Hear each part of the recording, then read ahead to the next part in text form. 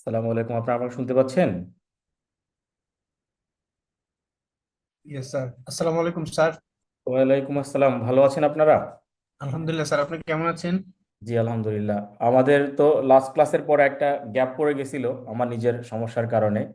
আমরা আজকে আবার পুরনো থেকেই শুরু করি, যেটুকু লাস্ট পড়েছিলাম তারপর থেকে। আর এর মধ্যে আপনাদেরকে আর আইটি ক্লাস হয়েছেন আর হয়নি? স্যার পলাশ স্যারে নিচ্ছে রেগুলারই। গতকালকেও ছিল স্যারের ক্লাস। আচ্ছা, পলাশ ভাই কি সেম টপিকস থেকে শুরু করেছেন নাকি আমরা অন্য টপিকসে আছি? স্যারে ফিনটেক, ব্লকচেন আর এখন সিকিউরিটি পড়াচ্ছে। আচ্ছা আচ্ছা, তাহলে এখন তো আমাদের ভালো। আমরা ডিফারেন্ট ডিফারেন্ট চ্যাপ্টারেই আছি। তাহলে যে দিক থেকে শেষ করা যায় আগে আর কি, কারণ টপিকস গুলো বেশ বড়, সময় সাপেক্ষ। শেষ করতে চাইলে আমাদেরকে একটু বুঝে বুঝে স্যার আগাইতে হবে। স্যার, পলাশ স্যার তো মানে সেকশন বি তে স্যার। আমাদের সাথে মতিন ভাই থাকার কথা। জি স্যার। জি স্যার, পলিটা তো সেকশন বি তে। আমরা তো মতিন স্যার, আমাদের স্যার আইটি তে ক্লাস হয় নাই স্যার, মানে লাস্ট। লাস্ট আমরা যে ক্লাস করলাম এই সিসা ম্যানুয়ালের চ্যাপ্টার টু পরে তে। স্যার আর কোনো আইটি ক্লাস হয়নি স্যার।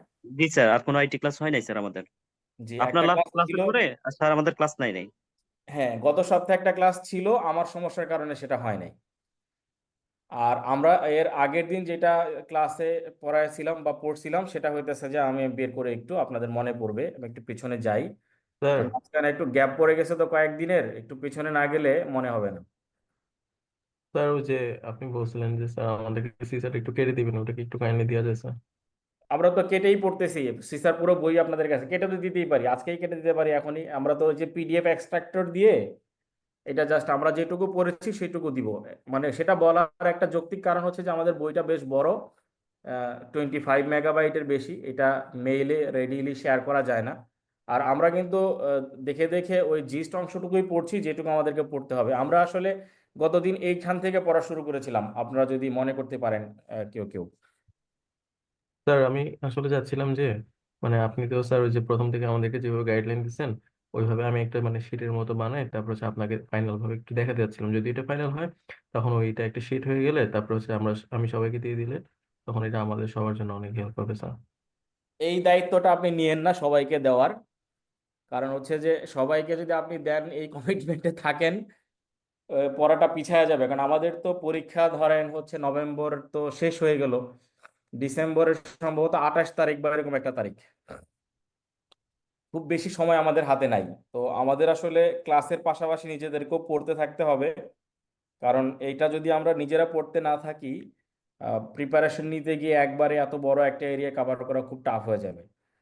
আর কাটার যে বিষয়টা, এটা আমরা এখনই কাটতে পারি। আমাদের এই চ্যাপ্টার টু যেটুকু অংশ আছে এটা আমরা এখনই কেটে আপনাকে দিতে পারি, বা আজকে অবশ্যই ক্লাসের শেষে আপনাদের সাথে কথা বলতে বলতেই এক্সট্রাক্ট করে আমি মেইলে দিয়ে দিব, ইনশাল্লাহ, অসুবিধা নাই। স্যার হ্যাঁ, এটা হলে আমরা, অনেক ভালোই তো হ্যাঁ স্যার, আমরা দিয়ে প্লিজ। দিব, আজকে দিয়ে দিব এটা এক্সট্রাক্ট করে। কারণ এটা বড় বই, তো বড় বইটা আসলে হ্যান্ডেল করা মুশকিল হয়ে যায় অনেক ক্ষেত্রে। এটা মেইলে শেয়ার করলে ড্রাইভের পারমিশন ছাড়া ওপেনও হতে চায় না। স্যার এটা তো মনে হয় লার্নিং অবজেক্টিভ 4 না স্যার, এখন যেটা আপনি কি এটা কভার করবেন স্যার, আমি যদি ভুল না করি? লার্নিং অবজেক্টিভ ফোর আমরা এখনো শুরু করতে পারি নাই পুরোপুরি। লার্নিং অবজেক্টিভ ফোর এর কাছাকাছি আছি। এর আগে আমরা ছিলাম আইটি গভর্নেন্স। আমরা একটু বা পিছনে যাই, তাহলে আপনাদের আর একটু মনে পড়বে। স্যার ওই যে আপনি আমাদেরকে একটা স্লাইড শেয়ার করছিলেন, বলছিলেন যে ওইটা মনে হয় এটা পুরো আমার লার্নিং আমার অবজেক্টিভ স্লাইড না, কভার আপনাদের করছে। হচ্ছে হ্যান্ডবুক। আপনাদের হ্যান্ডবুক। আমরা লার্নিং অবজেক্টিভের এখানে আছি, দেখেন, IT governance, organisation and strategy. মনে পড়ছে কি? স্যার এটাই সিসাটা মনে হয় কভার করতেছে মানে হ্যাঁ হ্যাঁ, এটাই সিসার বই থেকে আমরা কভার করার চেষ্টা করতেছি। কারণ এবং এইখানে আজকে যে সিকোয়েন্সে আছে, সিসাতেই সিকোয়েন্সে নেই, সিকোয়েন্স একটু আগে পরে আছে, বাট ওইখানে সবগুলো টপিকসই আছে। স্যার আজকে আপনি কেটে দিলে ওই কাটা অংশ পুরোটার মধ্যে মনে হয় এই লার্নিং অবজেক্টিভ 3টা কভার হয়ে যাবে, তাই না স্যার? জি, পুরোটা কভার হয়ে যাবে, কিন্তু ওখানে কিছু অতিরিক্তও থাকবে। কারণ ওই একটা পেজের হাফ তো আর কাটা যাবে না, আমরা চ্যাপ্টারটাকে কাট করবো আর কি। Okay sir. ঠিক আছে, আমরা এইগুলো পড়তেছিলাম গতদিন আমাদের এই লার্নিং অবজেক্টিভ থেকে। আইটি গভর্নেন্সের পার্ট টুকু আমরা গতদিন দেখার চেষ্টা করছি মোস্টলি। আজকে আমরা বাকিগুলো কভার করার চেষ্টা করছি। আজকে শেষ হয়ে যাবে না স্যার এটা লার্নিং অবজেক্টিভ 3টা স্যার? আজকে আমরা শেষ করে দিব, কিন্তু শেষ হবে না।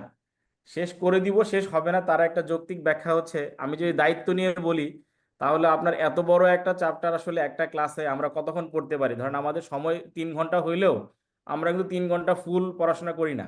কিছু আমি শুরু করি কয়েক মিনিট দেরি করে, পার্টিসিপেন্টরা সবাই যেন জয়েন করতে পারে, একসাথে শুরু করা যায়, এরকম একটা ব্যাপার থাকে।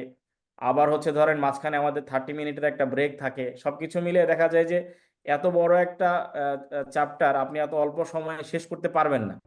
শেষ করার ব্যাপারটা আসলে অনেক কিছু ডিপেন্ড করবে আপনাদের উপরে, মানে আমাদের যারা ক্লাসে পার্টিসিপেন্ট, কারণ আপনাদেরকে নিজেদেরকেও কিছু কিছু লেখাপড়া নিজেরা করে গুছায় নিতে হবে।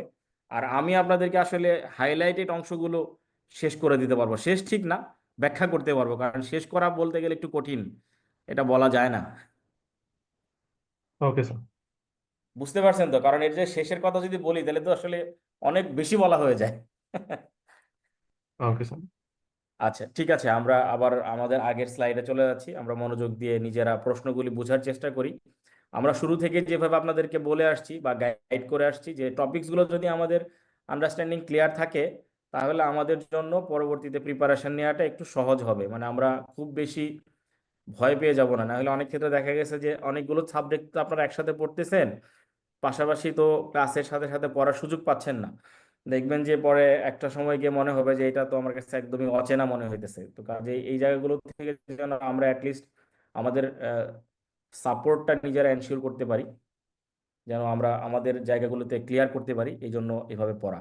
আইটি গভর্নেন্স আমাদের মূল টপিকসের পার্ট। আমরা আগের দিন আইটি গভর্নেন্সের ডেফিনেশন, আইটি গভর্নেন্সের বিভিন্ন পার্ট, রেগুলেশন, তারপরে হচ্ছে আইটি ইন্ডাস্ট্রি স্ট্যান্ডার্ড, এগুলো নিয়ে আমরা বিস্তারিত আলোচনা করছি। আমাদের কিছু যদি মনে থাকে এবং ওইখানে যদি আমাদের কারোর অবজারভেশনস থাকে যে আমরা আসলে এটা বুঝতে পারি নাই, তাহলে আমরা পিছনের জায়গাগুলোতে একটু আলোচনা করব, অথবা আমরা শুধুমাত্র যেটা করতে করতে পারি একবার এটা পুরোটা একবার ওভারভিউ করে যেতে পারি।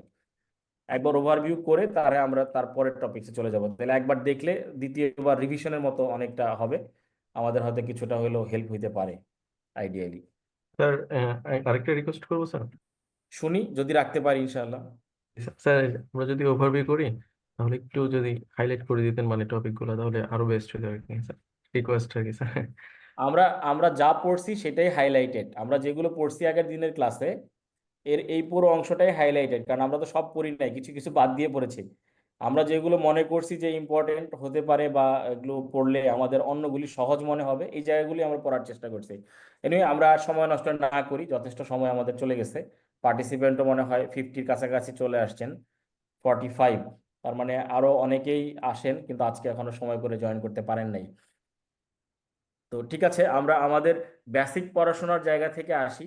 যে আইটি গভর্নেন্সের একটা আমরা সুন্দর ডেফিনেশন সেদিন শিখেছিলাম বা আমরা ডিসকাস করেছিলাম, কারণ আমাদের মনে আছে কিনা যে আইটি গভর্নেন্সটা জিনিসটা আসলে কি। তো আইটি গভর্নেন্স অথবা ইনফরমেশন টেকনোলজির সঙ্গে গভর্নেন্সের কি রিলেশনশিপ, এগুলো যদি আমরা একটু নিজেরা বুঝে যাই তাহলে সহজ হবে আর কি। মনে আছে কি আমাদের?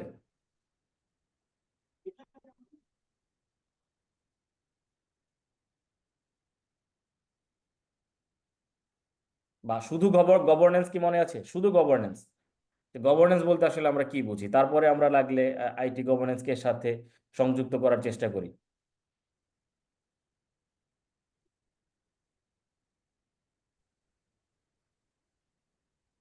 Board of director sir. Governance কি শুধু বোর্ড অফ ডিরেক্টরস? আপনারা যেটা বলছেন এই জন্য ধন্যবাদ, কিন্তু শুধু বোর্ড অফ ডিরেক্টরস কি গভর্নেন্স? একটু চিন্তা করে বলেন। না না স্যার, রুলস এন্ড রেগুলেশন সঠিকভাবে ইমপ্লিমেশন করা, মানে একটা হলো যাকে এক কথায় বলে যে সুশাসন, আইটি জি, গভর্নেন্স। জি। তাহলে এখন কি একটু আমরা বুঝে বলতে পারবো যে হোয়াট ইজ গভর্নেন্স, কারণ এটা আমাদের একদম বেসিক না, যেটা আমরা পড়তেছি।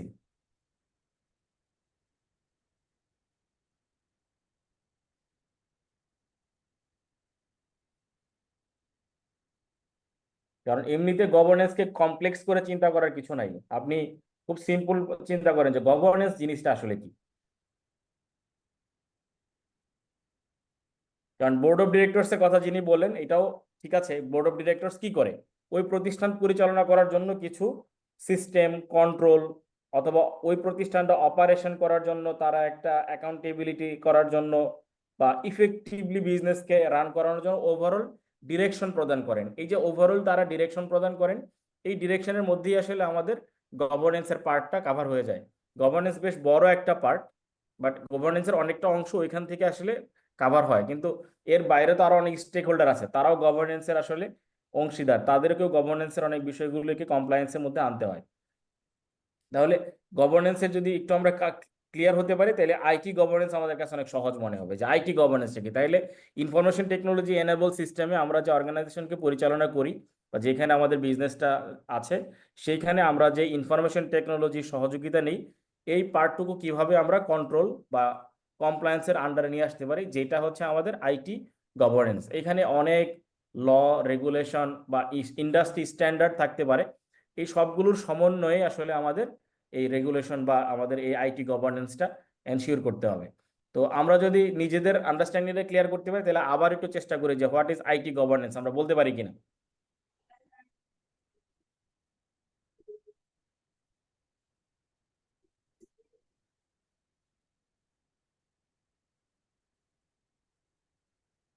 বা গভর্নেন্সের পারপাসটা কি, কেন গভর্নেন্স আমরা এনশিওর করতে চাই।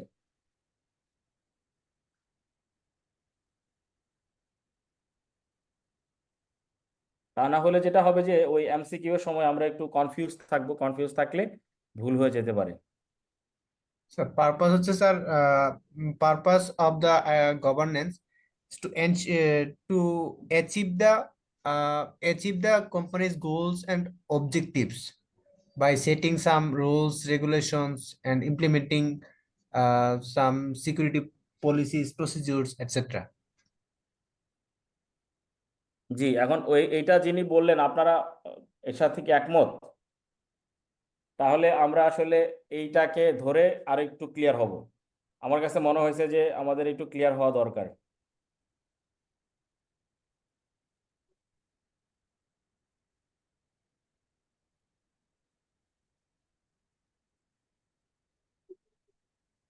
সরি, আমাদের সময় যাচ্ছে, কিন্তু সময় গেলেও মনে করতে হবে যে এটা আমাদের জন্য মনে হয় প্রয়োজন যে আমরা বেসিক যে আমাদের টপিকসটা ওইটা নিজেরা একটু ক্লিয়ার হই।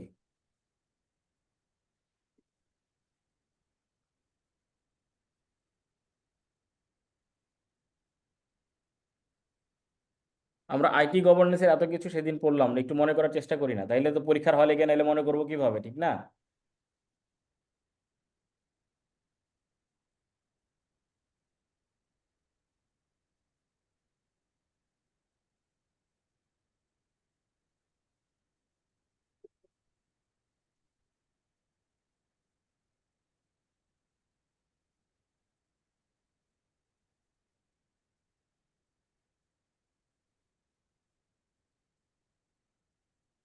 আচ্ছা ঠিক আছে, কঠিন করে চিন্তা করার দরকার নেই, আমরা সিম্পল চিন্তা করি, সামনে আস্তে আস্তে যেতে থাকি। এখানে দেখেন তো আমরা এটা দেখলে কিছু বুঝবো কিনা, গভর্নেন্স, রিস্ক অ্যান্ড কমপ্লায়েন্স, আমরা এটাও পড়েছিলাম যে আমাদের কমন যে টার্মগুলি এখানে গভর্নেন্সের সাথে কাজ করে, একটা পার্ট হচ্ছে গভর্নেন্স আর একটা রিস্ক এবং আরেকটা কমপ্লায়েন্স। তাহলে গভর্নেন্সের যেটা করে যে এন্টারপ্রাইজের ভিতরে পলিসি প্রসিজারগুলো ডিসিশন মেকিং এর ক্ষেত্রে তারা একটা ডিরেকশন দেয়। রিস্ক সবসময় থাকে যে কিভাবে আমার এই বিজনেসের রিস্কটাকে আইডেন্টিফাই করব এবং ওই রিস্কটা কিভাবে পটেনশিয়ালি ম্যানেজ করব। দেন ফাইনাল হচ্ছে যে আমরা যেই এনভায়রনমেন্টে বা যেই ল অফ দ্য ল্যান্ডের আন্ডারে বিজনেস করছি বা অপারেশনটা চালাচ্ছি, ওইখানের ল, রেগুলেশন এবং স্ট্যান্ডার্ড পলিসি এগুলো আমাদেরকে ফলো করতে হবে। তাহলে এই যে আমাদের জিআরসি, হ্যাঁ, জিআরসি হচ্ছে আমাদের গভর্নেন্স, রিস্ক অ্যান্ড কমপ্লায়েন্স, এই যে পার্টটা, এই পার্টটুকু যদি আমরা কাভার করি তাহলে কিন্তু আমাদের এই গভর্নেন্সের বিষয়ে একটু আমরা বেসিক আন্ডারস্ট্যান্ডিং পেতে পারি।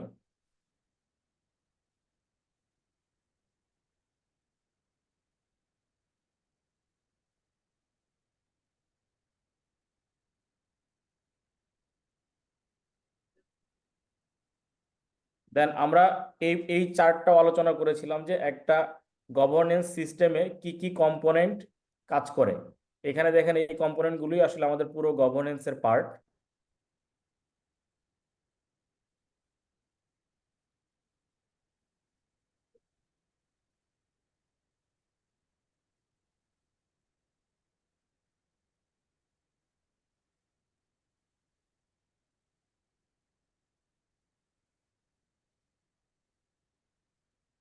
প্রসেস থেকে শুরু হবে না স্যার? জি, প্রসেস থেকে শুরু হবে।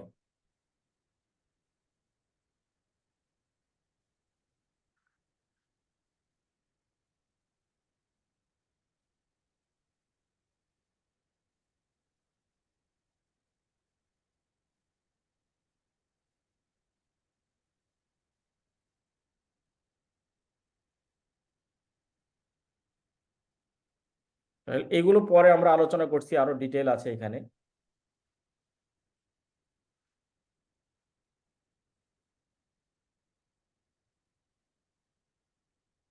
কারণ আমরা এই ম্যানেজমেন্টটা কেন করব, তার একটা বড় কারণ হচ্ছে যে আমাদের যে রিসোর্সটা আছে, ইনফরমেশন টেকনোলজি রিসোর্স বা যে অ্যাসেটটা আমরা এখানে বিনিয়োগ করলাম, এইটাকে আগে প্রপার মেনটেন করতে হবে, ম্যানেজমেন্ট করতে হবে।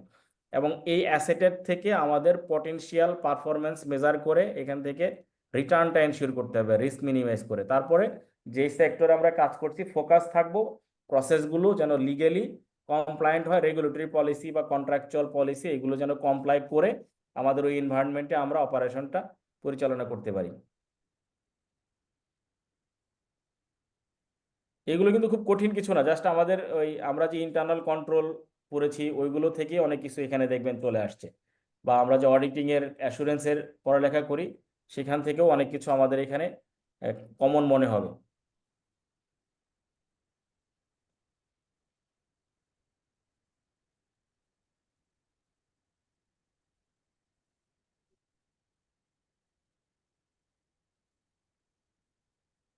তাহলে আমরা একটু এখন গভর্নেন্সের আমাদের সিসার বই থেকে ডেফিনেশনটা শিখি। এতক্ষণ আমরা বেসিকটা শিখলাম, এটা পরেও আরো দুইটা শব্দ আছে, মানে কিছু অংশ আছে, আমরা এই অংশটুকু আগে দেখি তারপর ওইখানে যাই। আমি যেটুকু হাইলাইট করলাম একটু দেখার চেষ্টা করেন।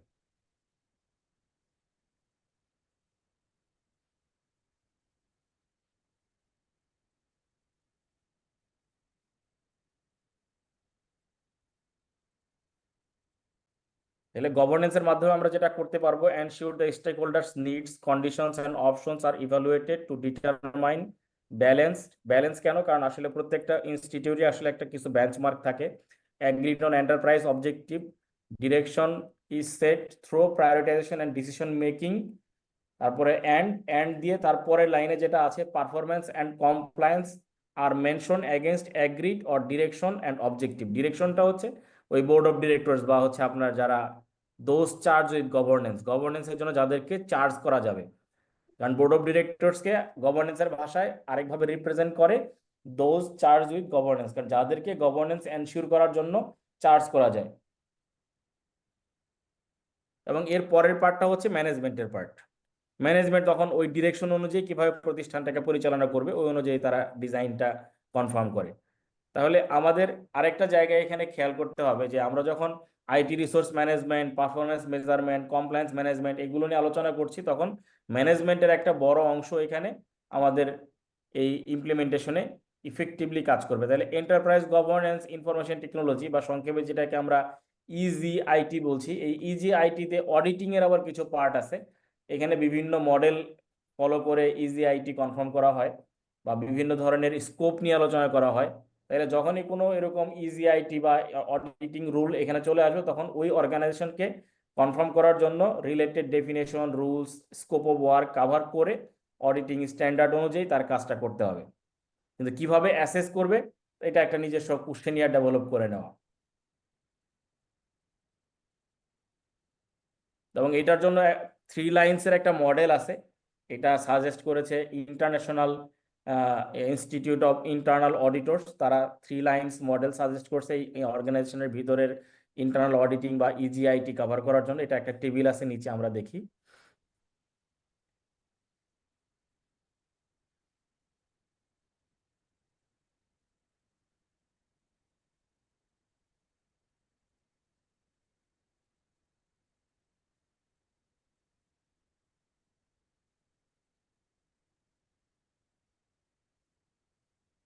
এখানে 3 লাইন্স মডেলের মূল পার্ট হচ্ছে 3টা। একটা হচ্ছে গভর্নিং বডি, যারা আসলে স্টেক হোল্ডার এবং অর্গানাইজেশনের ওভারসাইটটা দেখে। ম্যানেজমেন্ট, যারা এই প্রতিষ্ঠানটা পরিচালনা বা অপারেশনের অ্যাক্টিভিটিগুলো মেনটেন করে। এই অপারেশন অ্যাক্টিভিটি প্রপারলি ম্যানেজড হচ্ছে কিনা ইন্ডিপেন্ডেন্ট ওয়েতে সেপারেট আরেকটা বডি যারা এটাকে রিভিউ করে, বা আমরা যেটাকে অডিটিং বলি, আসলে তারা আসলে এটা রিভিউ করে তাদের মতো করে একটা রিপোর্ট প্রোভাইড করে to the management based on achievement of objective, অথবা স্পেসিফিক যদি কোনো ম্যাটার রিলেটেড থাকে যে এই ম্যাটার উপরে তাদেরকে রিপোর্ট করতে হবে, তাহলে তারা ওই ম্যাটার উপর রিপোর্ট করে। তাহলে এখানে 3টা part, governing body, management and internal audit. Internal audit ম্যানেজমেন্টেরই একটা সেপারেট উইং, যারা আসলে থার্ড আই ভিউ থেকে ম্যানেজমেন্টের যে রিকোয়ারমেন্ট ওই অ্যানালাইসিসটা করে এবং গভর্নিং বডির যে ডিরেকশন সেই অনুযায়ী ইন্টিগ্রিটি, ট্রান্সপারেন্সি, অ্যাকাউন্টেবিলিটি এনশিওর করার জন্য তারা আসলে কাজ করে। এটা ওই আমাদের যে আইটি গভর্নেন্সে যখন আমরা অডিট করব, সেই অডিটের এই 3 লাইন্স অ্যাক্টিভিটিগুলো এই মডেলটা ফলো করে কাজ করা হয়। তো আমরা গতদিন আপনাদেরকে শেয়ার করেছিলাম যে আমাদের দেশে এরকম সেপারেট কোনো বডি নেই যারা আসলে ইনফরমেশন টেকনোলজির জন্য স্ট্যান্ডার্ড প্রিপেয়ার করে বা সাজেস্ট করে, বাট ইন্টারন্যাশনালি আছে। আমাদের এই বইতেই নিচেই পাবো আমরা, national institute of standard and technology, NIST নামে বিদেশে মানে আমেরিকাতে সংস্থা আছে, ওরা বিভিন্ন স্ট্যান্ডার্ডগুলো সাজেস্ট করে। কিন্তু আমাদের দেশে আসলে এখনো সেপারেটলি এই স্ট্যান্ডার্ড সাজেশন দেওয়ার মতন তেমন কোনো বডি নাই। এই জন্য আমাদের বাইরেগুলোকে ফলো করা, আর হচ্ছে জেনারেল আইটি গভর্নেন্স রুলস এবং সিসার যে স্ট্যান্ডার্ড আছে, কোভিডের যে স্ট্যান্ডার্ড, সেই স্ট্যান্ডার্ডটা ফলো করা।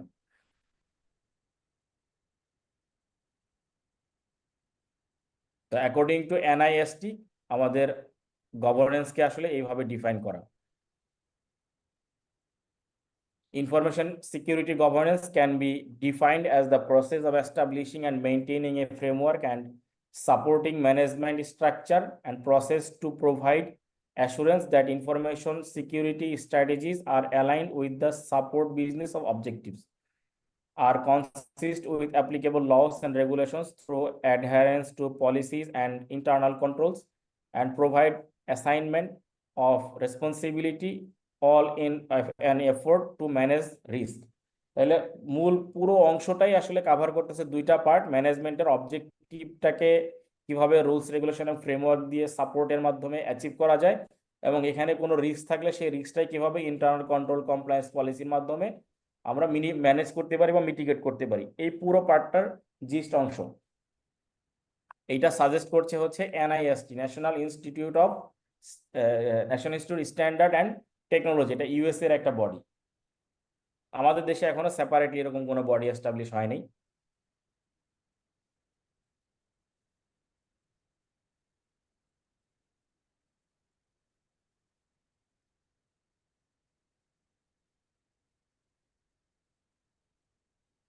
ইনফরমেশন টেকনোলজিতে পারফরমেন্স ম্যানেজমেন্ট অনেক বড় একটা ইম্পর্টেন্ট পার্ট। এটা ম্যানেজ করার জন্য আসলে স্মার্ট অবজেক্টিভ গুলো ব্যবহার করা হয়। তো স্মার্টের ইয়ে হচ্ছে specific, measurable, attainable, realistic and timely. এই ওয়ার্ডগুলির মাধ্যমে স্মার্টটাকে অ্যানালাইসিস করে তারপরে আসলে পারফরমেন্স মেজার করা হয়। এটাও আমরা নিচে দেখব। স্মার্ট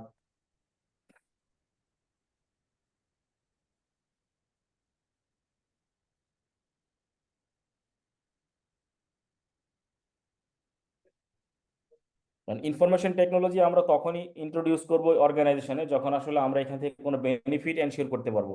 বেনিফিট এনশিওর করতে চাইলে আমাদেরকে পারফরমেন্স মেজার করতে হবে, পাশাপাশি রিসোর্সটাকেও ম্যানেজমেন্ট করতে হবে। কারণ আমরা যে রিসোর্স নিয়ে কাজ করছি সেই রিসোর্স থেকে আমাদের যে অপটিমাম আউটপুট পাওয়ার কথা, সেই আউটপুটটা এনশিওর করা, এবং রিসোর্সকে আমরা যদি পারফরমেন্স মেজার করে ইনফরমেশন টেকনোলজির সঙ্গে অ্যালাইন করে আমাদের অ্যাচিভ করতে চাই অবজেক্টিভগুলোকে, তাহলে এখানে একটা ইন্টিগ্রেশনের ব্যাপার চলে আসে। কারণ আমার ওই পুরোনো সিস্টেমে যে আমরা কাজ বিজনেস অপারেশন যে প্রসেস ইন্টিগ্রেশন একটা বড় পার্ট। তাহলে আমাদের এই পুরো এই আউটকাম যদি পেতে চাই আমাদের ইনফরমেশন টেকনোলজি ডেভেলপমেন্ট থেকে, তাহলে প্রসেস পারফরমেন্স মেজারমেন্ট একটা বড় part, resource management, and finally হচ্ছে প্রসেস ইন্টিগ্রেশন। আমাদের এই পাতায় 3টা আছে, আমরা একটু দেখি। এখানে আমরা একটা হাইলাইট করলাম, নিচে আছে রিসোর্স ম্যানেজমেন্ট আর ডান দিকে সম্ভবত প্রসেস ইন্টিগ্রেশন।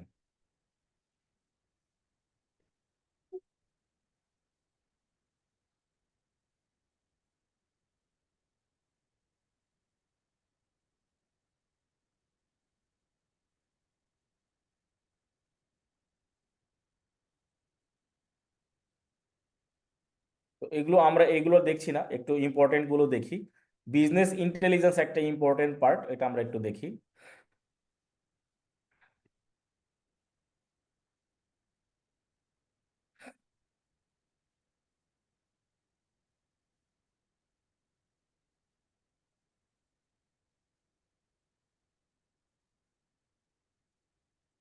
আমরা যখন আইটি এনভায়রনমেন্টে বিজনেস অপারেশন পরিচালনা করব, তখন বিজনেস ইন্টেলিজেন্সটা আমাদের আসলে একটা হেল্পিং টুলস বা স্ট্র্যাটেজিক প্ল্যানিং এর প্রসেসের মধ্যে এটা একটা বড় টুলস, ইম্পর্টেন্ট।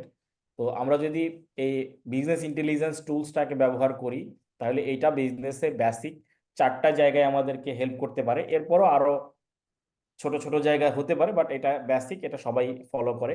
যে আমরা আসলে যে ট্রেন্ডে বিজনেস করতাম এটাকে আইডেন্টিফাই করে এইটাতে কিভাবে আমরা আমাদের বিজনেস ইন্টেলিজেন্সকে ইউজ করতে পারি, এবং এখানে আরো যদি কোনো এরিয়া থাকে যে এরিয়াগুলোকে স্ট্র্যাটেজিক্যাল ডেভেলপমেন্ট করে নিউ অপরচুনিটি আমরা ক্রিয়েট করতে পারি থ্রু বিজনেস ইন্টেলিজেন্স।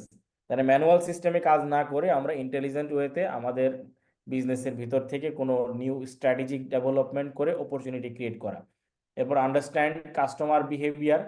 এই ইন্টেলিজেন্ট যদি বিজনেসে আমরা প্রপারলি টুলসটা ইমপ্লিমেন্ট করতে পারি, তাহলে আমার কাস্টমারের বিহেভিয়ার প্যাটার্ন, লয়ালিটি, বা কোন কাস্টমারের কি ধরনের বিহেভিয়ার থাকবে এটা বেটার আন্ডারস্ট্যান্ডিং পাওয়া যাবে। তাদের প্রয়োজন কি, নিডস, বা তাদের প্রিফারেন্স, কোন প্রোডাক্টটা তারা বেশি চুজ করছে, বা কোন প্রোডাক্টগুলোর তাদের ফিডব্যাক বেশি আসতেছে। অথবা আমরা ইফেক্টিভ মার্কেটিং ক্যাম্পেইন চালাতে পারি, যে আমরা যখন ক্যাম্পেইন চালাই তখন এই বিজনেস ইন্টেলিজেন্সের যদি টুলস ইমপ্লিমেন্ট করা থাকে, তাহলে ক্যাম্পেইন থেকে আমরা যা টার্গেট করেছিলাম ওই টার্গেট অনুযায়ী আমাদের বিজনেসগুলো মনিটরিং করছে কিনা, বা ওই টার্গেট অনুযায়ী বিজনেসটা রান করছে কিনা, আমরা এটাও অ্যাসেস করতে পারি। এগেইন আমরা কিছুক্ষণ আগে যে পারফরমেন্সের কথা বলছিলাম, তাহলে বিজনেস ইন্টেলিজেন্স টুলস ইমপ্লিমেন্ট করার আগের বিজনেসের পারফরমেন্স অ্যান্ড এর পরের যে ডেভেলপমেন্ট হওয়ার পরের যে পারফরমেন্স, দুইটাকে আমাদেরকে অ্যাসেস করতে হবে। দুইটা অ্যাসেস করে যদি আসলে এখানে বেসিক কোনো চেঞ্জ পাওয়া যায়, ইমপ্রুভমেন্ট পাওয়া যায়, তাহলে ওইটা আমাদের বিজনেসের রিয়েলিস্টিক গোলের সাথে প্রোগ্রেস অনুযায়ী কত সময়ের মধ্যে অ্যাচিভ করা যাবে, এইটা অ্যাসেস করতে পারাটা হচ্ছে আমাদের বিজনেস ইন্টেলিজেন্সের একটা মূল পার্ট। বিজনেস ইন্টেলিজেন্স যদি ইমপ্লিমেন্ট করা থাকে, তাহলে বিজনেসের অনেক ধরনের ডাটা এবং ভিতরের ইনসাইড ইনফরমেশনগুলো আমাদের কাছে থাকবে। ওই অনুযায়ী আমরা ফিউচারে বেটার ডিসিশন নিতে পারবো। ডিসিশন মেকিং প্রক্রিয়াটা ফাইন্যান্সিয়াল পারফরমেন্স বা কাস্টমারের স্যাটিসফ্যাকশন অথবা মোর কম্পিটিটিভ এরিয়াতে বেটার ডিসিশন নেওয়ার ক্ষেত্রে কাজ করবে, যে ক্ষেত্রে অনেক ইনফরমেশন আমাদেরকে এই টুলস থেকে অটোমেটিক্যালি প্রোভাইড করবে। অন্যথায় যেটা হয় যে বাইরে থেকে ইনফরমেশন সংগ্রহ করা, কনসালটেন্ট নিয়োগ করা, কনসালটেন্ট আবার প্রপার জায়গায় যদি অ্যাটেনশন না দেয়, সব অ্যাটেনশন না দিলে আবার ওখান থেকে তার ইনফরমেশনগুলো প্রপার আসবে না, তাহলে আমাদের ডিসিশন মেকিং প্রক্রিয়াটাও হয়তো ভুল হয়ে যেতে পারে। কাজেই ইনফরমেশন টেকনোলজি টুলস যদি প্রপার ইমপ্লিমেন্ট করা থাকে, সেই টুলস আমাদেরকে যে রেজাল্ট দিবে এইটা আসলে খুব বেশি ডেটোরিয়েট করবে না, যদি আমাদের প্রোগ্রামিং এবং কোশ্চেনিয়ার প্যাটার্নটা ঠিক থাকে।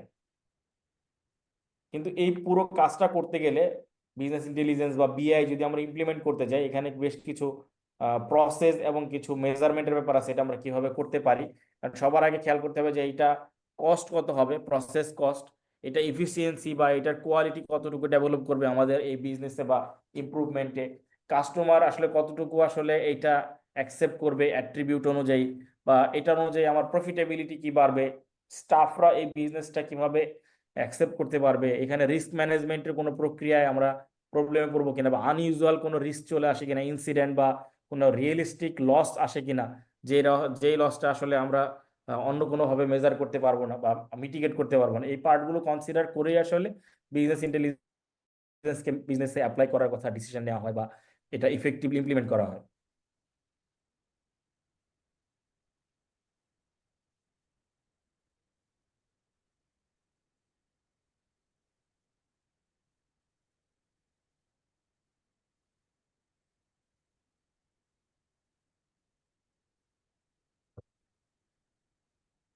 তাহলে বিজনেস ইন্টেলিজেন্সটাকে আমরা বুঝতে পারছি নাকি আমাদের আরো প্রশ্ন থাকতে পারে? জি স্যার, বুঝতে পারছি স্যার। জি জি জি।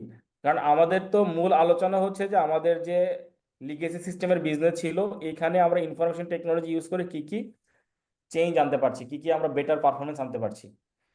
তো এখানে বিজনেস ইন্টেলিজেন্স আমরা ইউজ করতে গেলে কিন্তু আমাদের অনেক একটা ডাটার প্রয়োজন পড়বে, কারণ ইন্টেলিজেন্স তো আর এমনিতে কাজ করতে পারবে না, তাকে আসলে একটা ডাটা বেসের উপরে ইনফরমেশনের উপরে বেস করে তার ডিসিশনগুলি নিতে হবে। এখানে রিকোয়ারমেন্টগুলো আগে থেকেই ডিজাইন করে দিতে হবে। এই জন্য বিজনেসের সাইজ অনুযায়ী বা বিজনেসের কমপ্লেক্সিটি অনুযায়ী বা তার মডার্ন এন্টারপ্রাইজের রিকোয়ারমেন্ট অনুযায়ী আমাদেরকে এগুলো ডিজাইন করে নিতে হবে। বিআই এর যে ক্যাপাবিলিটি, এগুলো ডিজাইন করে ফান্ডামেন্টাল বিজনেস কোশ্চেনিয়ার প্রিপেয়ার করে ইমপ্লিমেন্ট করতে হবে। ইমপ্লিমেন্ট করতে গেলে তখন আমাদেরকে কম্পিটিটিভ অ্যাডভান্টেজ অ্যাডভান্টেজ অ্যানালাইসিস করার সুযোগ থাকবে, এবং লিগ্যাল রিকোয়ারমেন্ট বা লিগ্যাল কমপ্লায়েন্স যে রিকোয়ারমেন্ট আছে এগুলো আমরা আমাদের কুশ্চেনিয়ারের আন্ডারে কাভার করব। কিন্তু আমাদের যে ডাটাটা থাকবে, ডাটা সেফটি সিকিউরিটির জন্য আমাদেরকে একটা proper database management system design করতে হবে, এবং ডাটাটা কিভাবে আমরা ওই আর্কিটেকচার থেকে পাবো ওই জন্য আবার এন্টারপ্রাইজের ডাটা ফ্লো আর্কিটেকচার ডিজাইন করতে হবে। ওইখানে লজিক্যাল ডাটা আর্কিটেকচার থাকবে এবং এন্টারপ্রাইজের ডাটা ফ্লো থাকবে। এই ফ্লো অনুযায়ী আমাদের ডাটাটাকে বিভিন্ন লেয়ারে ডিফাইন করা হবে, বিভিন্ন লেয়ারে ডাটা থাকবে। এই ফ্লো অনুযায়ী আর্কিটেকচারের 7টা লেয়ার থাকে। ওই 7টা লেয়ারকে আরেকটা মডেলে, ওটাকে বলে ওএসআই মডেল, ওই ওএসআই মডেলের 7টা লেয়ারকে ডিফাইন করে আসলে এই ডাটার ফ্লোকে নিশ্চিত করা হয়। যেমন আমরা ওই সার্টিফিকেট লেভেল হয়তো পড়েছিলাম যে অনলাইন অ্যানালাইসিস, ওএলএপি। জি এই স্যার। হ্যাঁ, এই আমাদের পাওয়ার বিআই বা এই বিআই বিজনেস ইন্টেলিজেন্স ইমপ্লিমেন্টেশনের ক্ষেত্রে ওএলএপি অনেক বড় একটা পার্ট। কারণ যে ডাটাগুলো আমরা অনলাইনে পাবো, অনলাইনে এগুলোকে অ্যানালাইসিস করে তারপর আমাদেরকে ইমপ্লিমেন্ট করতে হবে, ডাটা প্রিপারেশন করতে হবে। কারণ লার্জ ভলিউমে ডাটা আসবে এখানে, আবার ডাটা এমন হতে পারে যে অনেক বেশি ডাটা আসছে, তাহলে ডাটা ওয়্যার হাউস থেকে ডাটা মাইনিং এর প্রয়োজন পড়বে। ডাটা মাইনিং করে লার্জ ভলিউমে ডাটাটাকে ওইখান থেকে ডাটার প্যাটার্ন বুঝে, ট্রেন্ড বুঝে, ইনফরমেশনের রিকোয়ারমেন্ট অনুযায়ী কোয়েরি দিয়ে আমাদেরকে নির্দিষ্ট ডাটায় পৌঁছাতে হবে। তাহলে ওইখানে আবার ডাটা প্রিপারেশনের আবার একটা অ্যাক্সেস লেয়ার থাকবে। আবার যে ডাটাটা আমরা প্রিপেয়ার করলাম ওইটা মেটা ডাটা রিপোজিটরিতে ওইটাকে আবার প্রিজার্ভ করতে হবে। কারণ মেটা ডাটায় যদি ইনফরমেশন না থাকে তাহলে ফিউচারে অন্য কোনো কাজ করতে গেলে ডাটা স্ট্রাকচার থেকে বা ডাটা ফরম্যাট থেকে রিকোয়ার্ড ইনফরমেশন বা ডাটা আমরা খুঁজে নাও পেতে পারি। কাজে এই সমস্ত ডাটাই আমাদেরকে ওয়্যার হাউসে ম্যানেজমেন্ট করতে হবে। যেমন ইনফরমেশনের ওয়্যার হাউসটাকে বলছি আমরা database management system.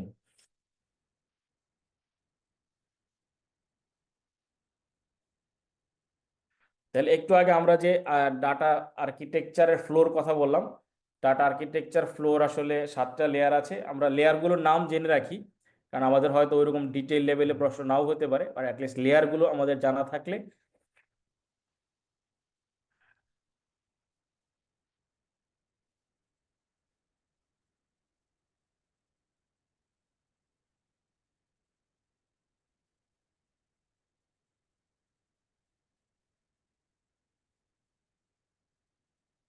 Sir enterprise data flow architecture এখান থেকে স্টার্ট নাকি স্যার?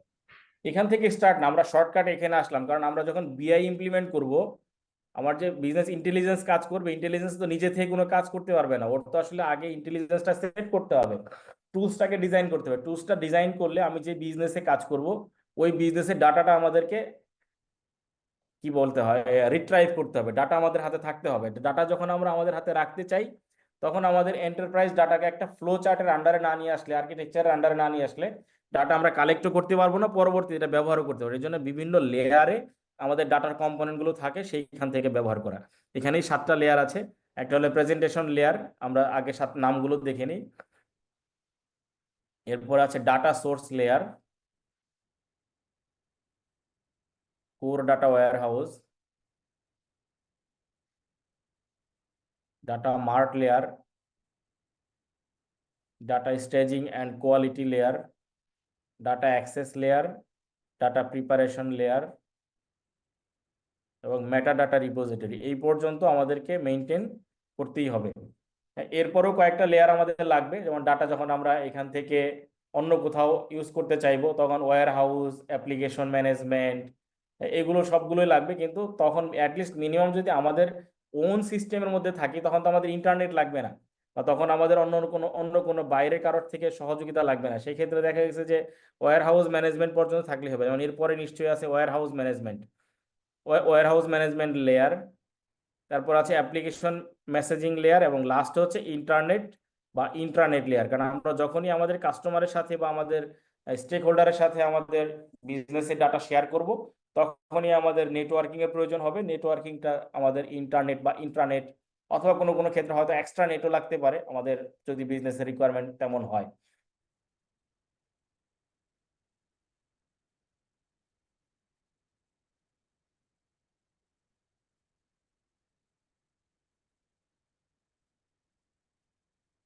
এখন সবগুলো আমরা একসাথে একটু দেখার চেষ্টা করি।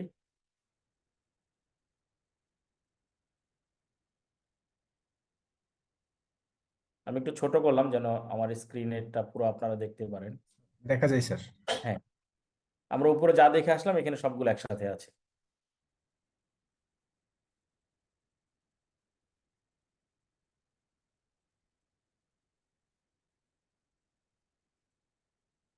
আমরা বুঝার স্বার্থে বাম দিকে যদি একটু তাকাই দেখবেন যে দুইটা এরকম লাল বর্ডার দেওয়া আছে, এরিয়া আছে। এখানে দুইটা পার্ট, একটা হচ্ছে আমাদের টোটাল ডাটা ওয়্যার হাউস, আর ওয়্যার হাউসে যত ডাটা থাকবে সবগুলোই আমাদের মেটা ডাটায় রিপোজিটরির মধ্যে থাকবে, কারণ এখানে বিভিন্ন লেয়ারে ডাটাগুলো থাকবে। আমরা এইখান থেকে আমাদের অ্যাপ্লিকেশনের প্রয়োজন অনুযায়ী আমরা ডাটাকে রিট্রাইভ করে নিয়ে আমাদের প্রেজেন্টেশনের অনুযায়ী আমরা ডাটাটাকে ভাগ করে নিব।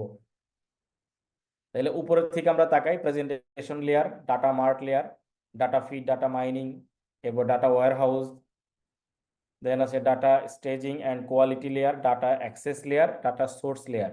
এই এই ডাটাগুলো আমরা পাবো কোথা থেকে, বা আমরা কোন কোন সোর্স থেকে পাবো? এইটা আসলে আমরা বিভিন্ন সোর্স থেকে সংগ্রহ করব। এক্সটার্নাল ডাটা, আমাদের অপারেশনাল ডাটা এবং নন অপারেশনাল ডাটা।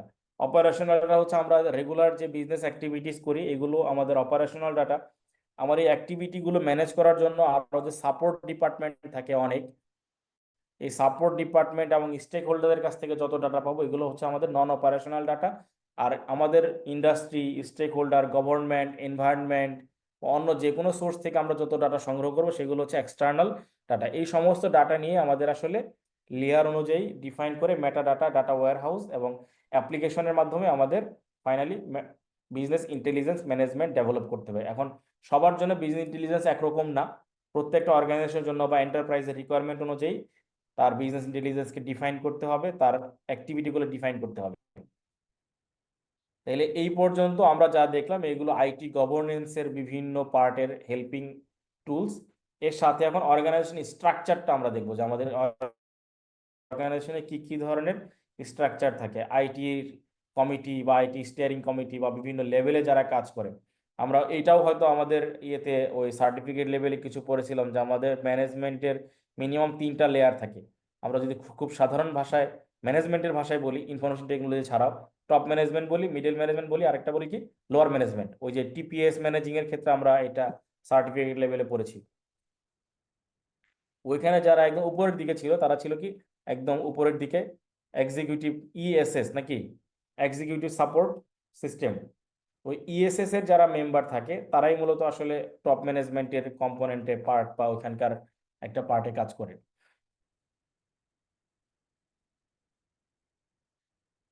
লেফট সাইডে আমরা যে রেড দেখতেছি, এখানে প্রত্যেকটার মধ্যে দুইটা করে স্টোরেজ দেখতেছি। একটা হচ্ছে মেটা ডাটা, আর একটা হচ্ছে ওয়্যার হাউস ম্যানেজমেন্ট লেয়ার। এখানে মেইন কোনটা স্যার? মেটা ডাটা, আর এটাকে মেটা এটাকে ডাটা এক্সিড করে যেটা আসছে সেটা। মেটা ডাটাই হচ্ছে আপনার সব ডাটা থাকবে। আমরা যে এক্সটার্নাল সোর্স, ইন্টারনাল সোর্স সবকিছু যে বলতেছি, সব ডাটাগুলি এর মধ্যে আছে। দেখেন আমাদের এই পাশের যে 7টা ইয়ে আছে, লেয়ার আছে, বা 7টা কি বলে আয়তাকার টেবিল আছে, এইগুলোর থেকে প্রত্যেকটা ডাটাই কিন্তু মেটা ডাটার মধ্যে আছে।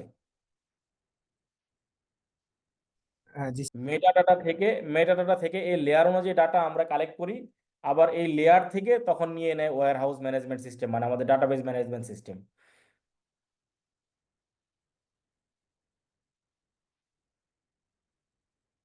এখন এইটাতে আমরা বিভিন্ন কোয়েরি দিই, ইনস্ট্রাকশন, কারণ ডাটা তো আর এমনিতেই আমরা কপি করতে পারবো না বা এক্সট্রাক্ট করতে পারবো না।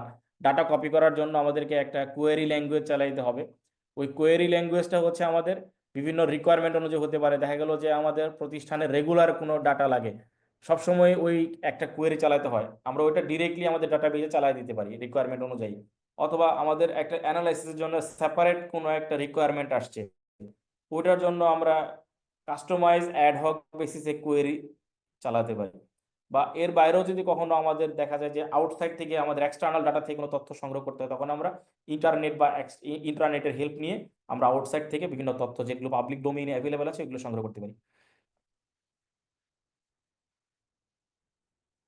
তো আইটি স্ট্রাকচার বা আইটি অর্গানাইজেশন স্ট্রাকচার অর্গানাইজেশনের বিভিন্ন সাইজ অনুযায়ী ডিপেন্ড করে, কারণ বিভিন্ন অর্গানাইজেশনের বিভিন্ন স্ট্রাকচার থাকে, তারা ছোট বড় তাদের সাইজ অনুযায়ী, ইন্ডাস্ট্রি, লোকেশন, এই অনুযায়ী তারা তাদের গভর্নিং কমিটি বা আইটি গভর্নেন্স কমিটিটাকে ডিজাইন করে। তো আইটি গভর্নেন্স কমিটির আবার দুইটা পার্ট থাকে, তাদের আসলে কি কি স্ট্র্যাটেজি থাকবে এবং এই স্ট্র্যাটেজি অনুযায়ী স্টিয়ারিং কমিটি বা ওনার যারা তারা কিভাবে হেল্প করবে।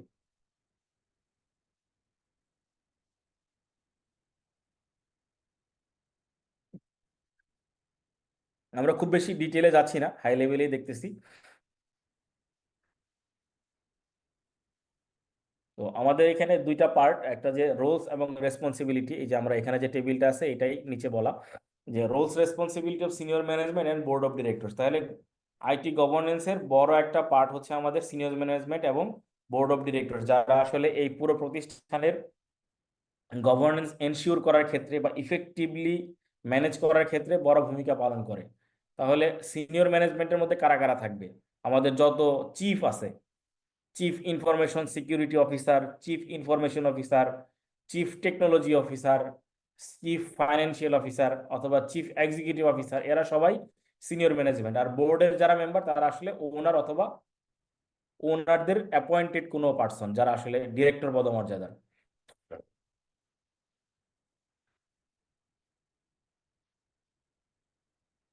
আর ইনফরমেশন টেকনোলজি যেহেতু বোর্ডের সবাই খুব ভালোভাবে বুঝে না বা সিনিয়র ম্যানেজমেন্টের সবাই খুব ভালোভাবে বুঝে না, তারা এই জন্য যারা আইটি বুঝে বা যারা আইটির সাথে অ্যালাইন্ড তাদেরকে নিয়ে আইটির পার্টগুলো কমপ্লাই করার জন্য, ফাংশনগুলো অ্যাক্টিভিটিগুলোকে প্রপারলি হাই লেভেলে ম্যানেজ করার জন্য তারা একটা হাই লেভেলের কমিটি গঠন করে, এটাকে বলে আইটি স্টিয়ারিং কমিটি।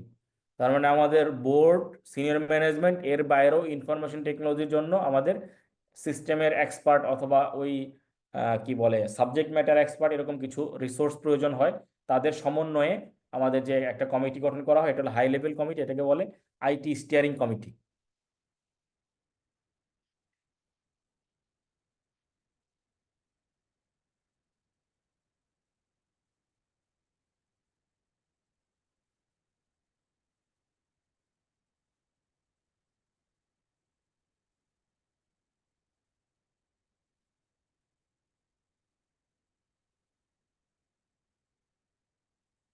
তাহলে আমাদের যদি কোনো প্রতিষ্ঠানে আমরা proper information technology governance ensure করতে চাই, তাহলে আমাদের ম্যানেজমেন্টের বিভিন্ন পার্ট থেকে আমাদের যে ম্যানেজমেন্টের লেভেল এবং আমরা কি কি স্ট্র্যাটেজিক অ্যালাইনমেন্ট, রিস্ক ম্যানেজমেন্ট অথবা প্রতিষ্ঠানের কি ডেলিভারি এনশিওর করতে চাই, কিভাবে প্রতিষ্ঠানের পারফরমেন্স মেজার করব, রিসোর্সগুলোকে ম্যানেজমেন্ট করব এবং ফাইনালি প্রসেসটাকে অ্যাসুরেন্স করব, যে আমরা একটু আগে যা দেখে আসছি এটা একটা টেবিল আকারে আমরা দেখি।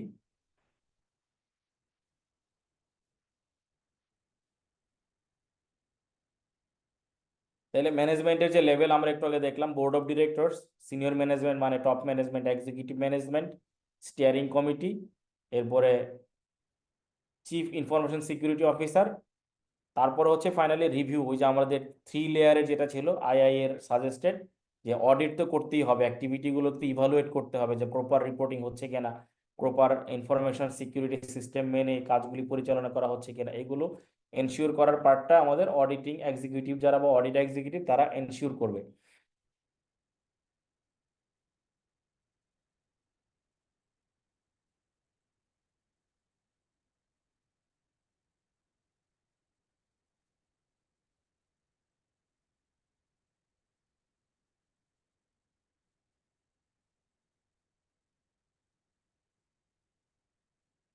তো এটা হচ্ছে আমাদের অর্গানাইজেশনের বিভিন্ন ম্যানেজমেন্টের লেভেল এবং আইটি গভর্নেন্স এনশিওর করার জন্য ম্যানেজমেন্টের রেসপন্সিবিলিটি এবং ম্যানেজমেন্টের বিভিন্ন কম্পোনেন্ট পার্ট।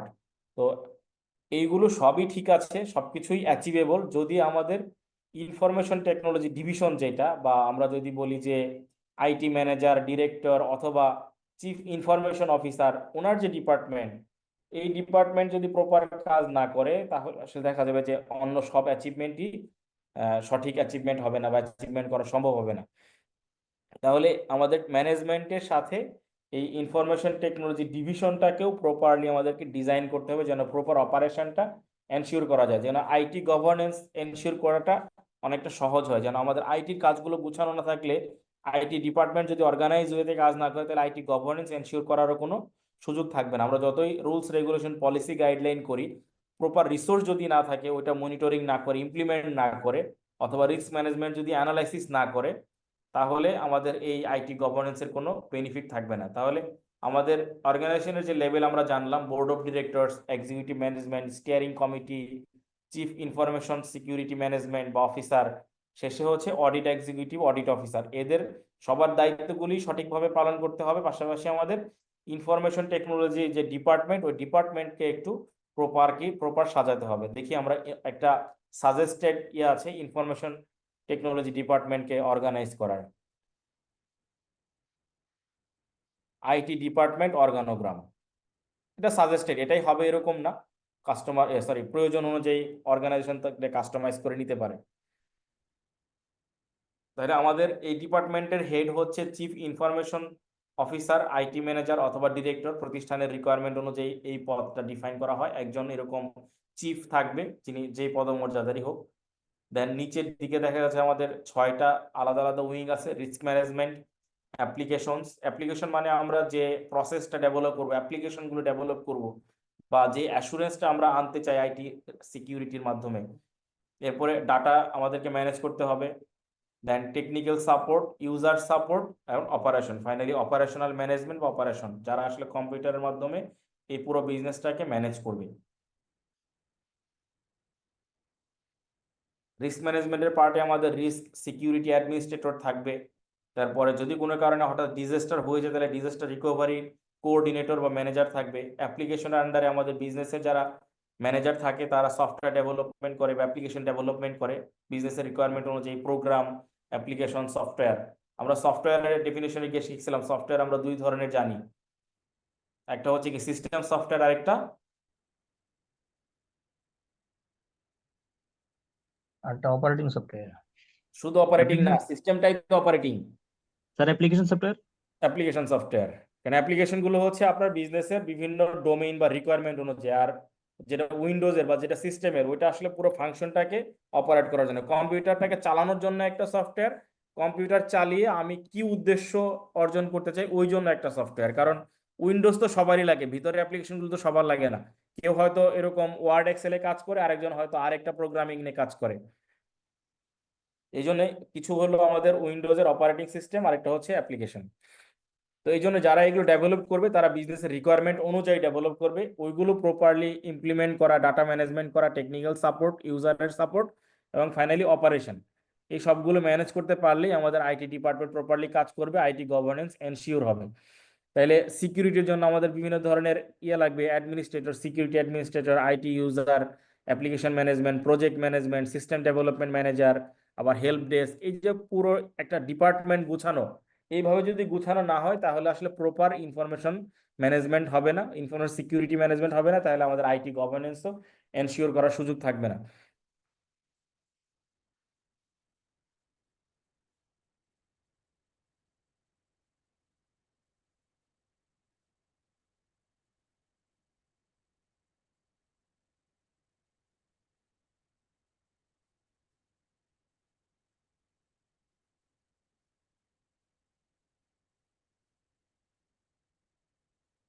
তাহলে আমরা আবার সামনের দিকে আগাই, কারণ এখানে অনেকক্ষণ বসে থাকলে লাভ নাই। এগুলো আমরা আগে আলোচনা করেছিলাম, ডিটেইলে যাচ্ছি না, এগুলো পড়লে আপনারা বুঝে যাবেন। ডাটাবেজ অ্যাডমিনিস্ট্রেশন, ডাটাবেজ নিয়ে তো আমরা কিছু নাই কথা বললাম। System administration,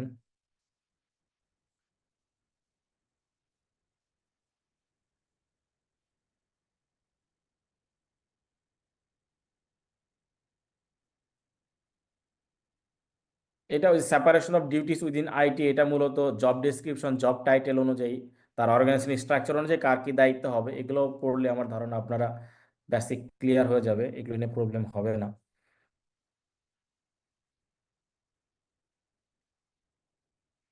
separation of duties and control, ownership of asset, user authorisation table.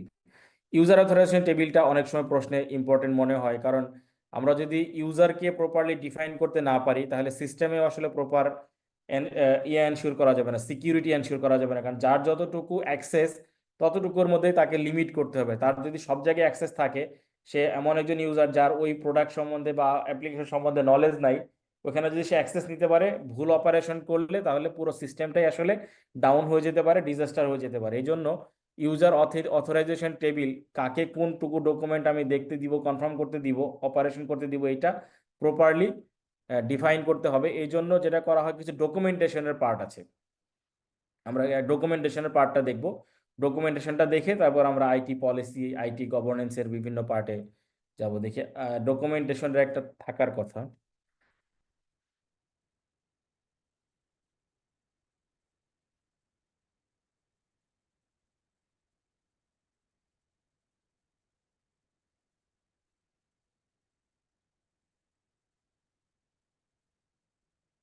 Information security auditor, so information system auditor should review the following governance document: IT strategy, plan and budgets, security policy documentation, organizational functional chart, job description, IT steering committee report, system development and program changes procedure, operations procedure, HR manual, quality assurance procedure। কিভাবে কোয়ালিটিটা আমরা আসলে review করে দেখব। এই পার্টটুকু যদি আমরা minimum documentation follow না করি, তাহলে ওই যে একটু আগে আমরা যেটা বললাম, ইউজারের অথেন্টিকেশন বা অ্যাক্সেস, এটা ডিজাইন করাটা টাফ হয়ে যাবে। কারণ প্রপার যদি জব ডেসক্রিপশন না থাকে স্ট্র্যাটেজি অনুযায়ী এবং এইচআর এর ম্যানুয়াল বা গাইডলাইন অনুযায়ী, তাহলে আমরা প্রপার ইউজার অথরাইজেশন বা তাকে কতটুকুতে লিমিট করব এটা আমাদের জানা থাকবে না।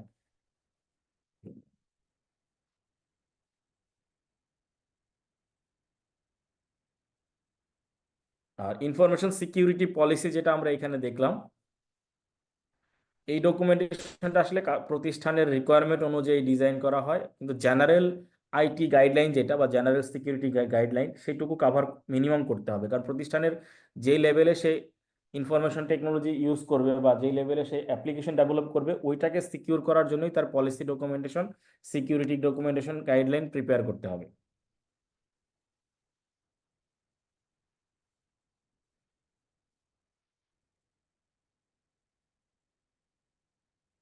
তাহলে এইটা যখন আমরা রিভিউ করব, তখন আমাদের জানতে হবে যে স্ট্যান্ডার্ড কিভাবে ডেভেলপ করা যায় বা গাইডলাইনগুলো কিভাবে ডেভেলপ করা যায়, প্রসেসগুলো কিভাবে ডেভেলপ করা যায়। যে কোনো পলিসি, স্ট্যান্ডার্ড এবং গাইডলাইন, এই চারটাকে আমাদের একটা প্রপার আন্ডারস্ট্যান্ডিং এর মধ্যে নিয়ে আসতে হবে, যে এই চারটা কি, কোনটাকে কি বলে। তাইলে আমাদের জানতে হবে যে policy, standard, procedure and guideline কোনটা কি, পলিসি কি, স্ট্যান্ডার্ড কি, প্রসিজার কি অ্যান্ড গাইডলাইনটা কি।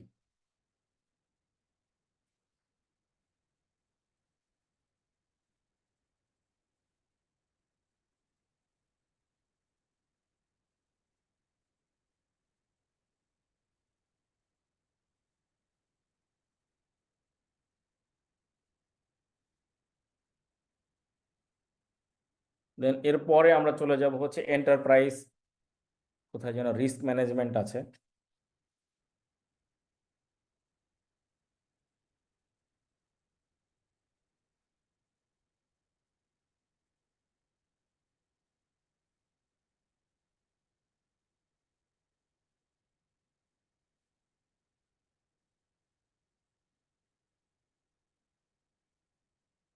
এন্টারপ্রাইজ রিস্ক ম্যানেজমেন্ট, এইটা একটা ইম্পর্টেন্ট পার্ট আমাদের জন্য।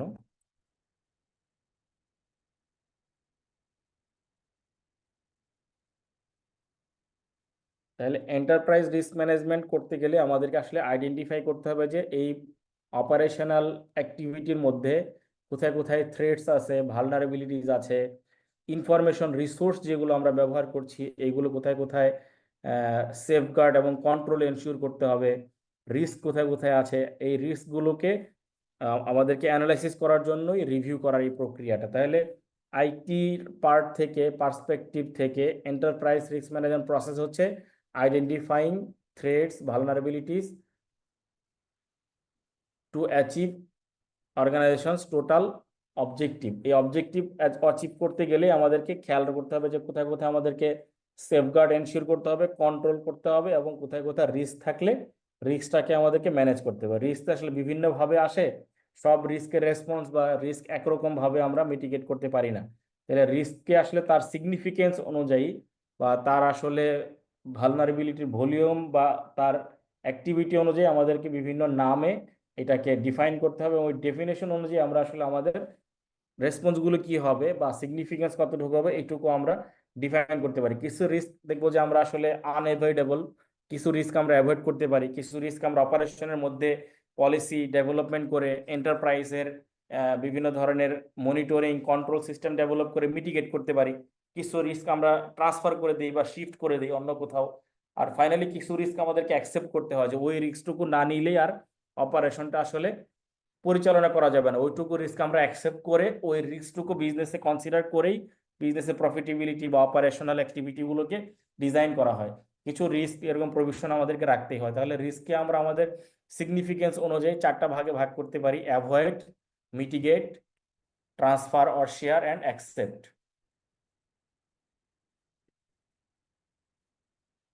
কিছু রিস্ক আমাদের বিজনেসে অ্যাভয়েড করতে হবে, কারণ না হলে বিজনেসটা অ্যাচিভ করা যাবে না।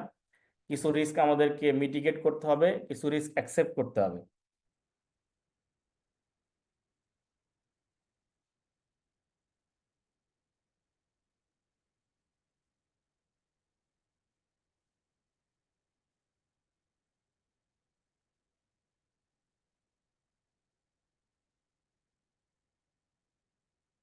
তাহলে এন্টারপ্রাইজ রিস্ক ম্যানেজমেন্টের বেসিকটুকু আমরা জানলাম।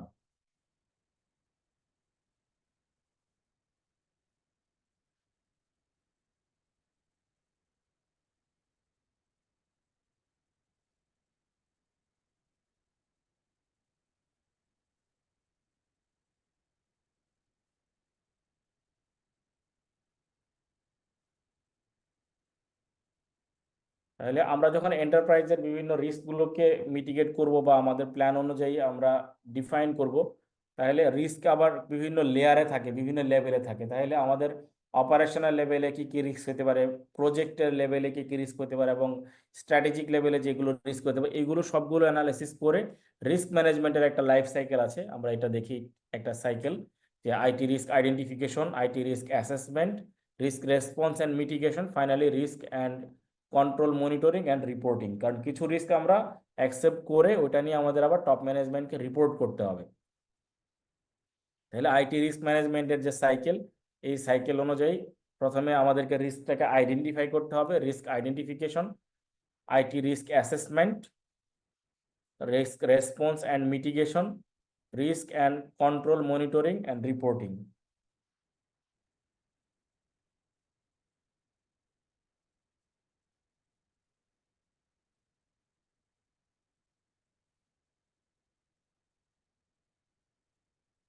নিচে এই চারটারই আসলে আলাদা আলাদা করে ডিসক্রিপশন দেয়া আছে, আমরা আর খুব বেশি সময় নিচ্ছি না এটাতে।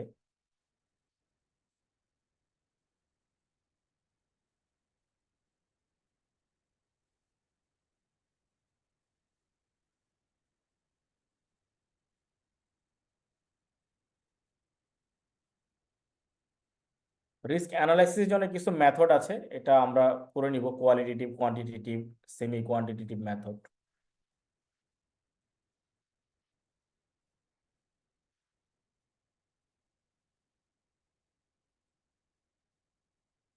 এটা খুব ইম্পর্টেন্ট না, বাট এইচআর এর পার্ট থেকে প্রাইভেসি ডকুমেন্টেশনটা খুবই ইম্পর্টেন্ট, কারণ অনেক মানুষের হ্যাবিচুয়েট কিছু ব্যাপার আছে, তারা পাসওয়ার্ড বা কোনো কিছুর অ্যাক্সেস ডিফাইন করতে গেলে তারা তাদের personal data, information, number, date of birth এগুলি ব্যবহার করে ফেলে। এই জন্য দেখা গেছে যে অ্যাটলিস্ট এমপ্লয়ির যে পার্সোনাল বা তাদের যে বায়োগ্রাফিক্যাল ইনফরমেশন বা তাদের পার্সোনাল ইনফরমেশন, এগুলো একটু প্রপার সিস্টেমে ডকুমেন্টেশন বা প্রাইভেসি মেনটেন না করলে অনেক কিছুই আসলে অর্গানাইজেশনের কম্প্রোমাইজ হয়ে যেতে পারে। এই জন্য কিছু ডকুমেন্টেশন আসলে প্রাইভেসি অনুযায়ী ম্যানেজ করে তারপরে ওইগুলোকে প্রাইভেট ডকুমেন্ট বা সিকিউর ডকুমেন্টেশন আকারে এগুলোকে ম্যানেজ করতে হবে বা মিটিগেট করতে হবে, কিভাবে এগুলোকে অ্যানালাইটিক্যাল ওয়েতে আমরা ম্যানেজ করতে পারি।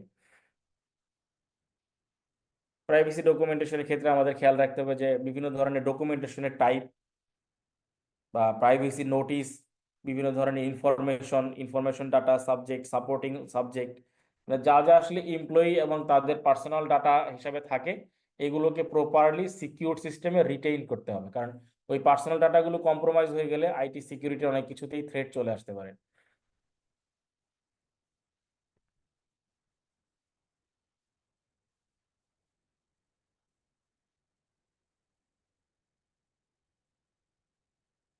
এই প্রাইভেট ডকুমেন্টের বাইরে আমরা যেহেতু আইটি গভর্নেন্স নিয়ে কাজ করছি, আইটির কিছু ডকুমেন্টেশন আছে যেটাকে যেই ডকুমেন্টেশনের মাধ্যমে আমাদের আইটিতে কোনো চেঞ্জেস বা কোনো পরিবর্তন লিগ্যাল রিকোয়ারমেন্ট আসলে আমরা রিভিউ করতে পারি। এটা আমাদের সবচেয়ে কমন একটা রিকোয়ারমেন্ট থাকে যে বিভিন্ন ধরনের অ্যাক্টিভিটিগুলোকে আমাদেরকে লগ বা রিপোর্ট অনুযায়ী ম্যানেজ করতে হয়।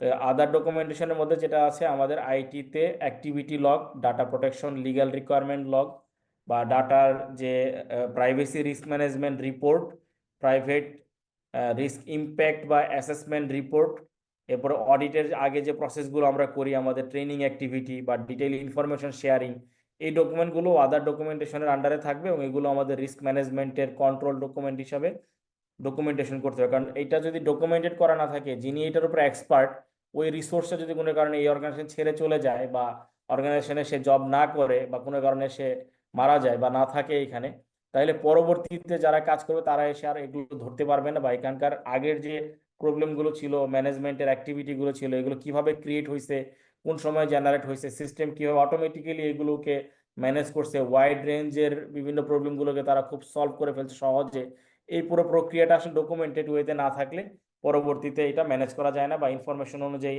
জানা থাকে না, তারা রেজিস্টার দেখে কাজ করার সুযোগ পায় না। এই জন্য এই সবগুলোকে ডকুমেন্টেড ওয়েতে রাখতে হবে। আমরা যেহেতু অডিটর মানুষ, অডিট প্রসেসে আর ঢুকলাম না, অডিট প্রসেস আপনারা ভালোই বুঝেন, বা অডিটের অ্যাসুরেন্সের ক্ষেত্রে যে প্রসেস আমাদের এখানেও সেম প্রসেস।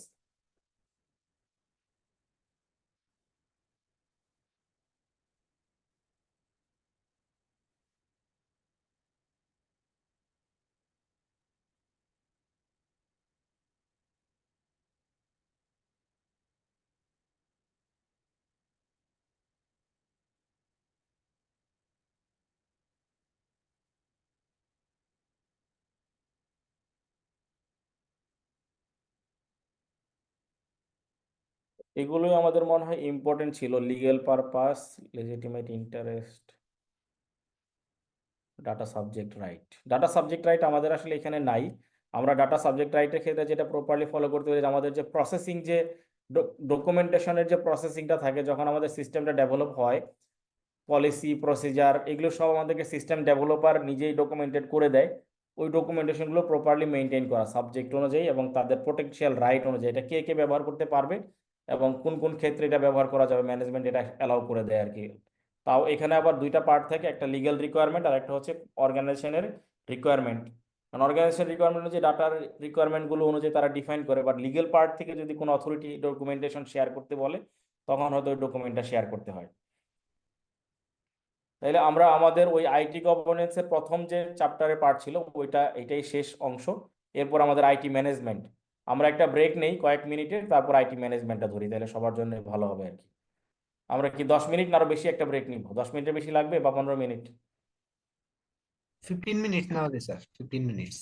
15 মিনিট। এখন তো আমার ঘড়িতে 8টা 25 বাজে, আমরা হয়তো 40-এ শুরু করতে পারি, তাহলে ওইদিকে আমরা তাড়াতাড়ি শেষ করে দিব ইনশাল্লাহ। Okay okay sir. Okay sir.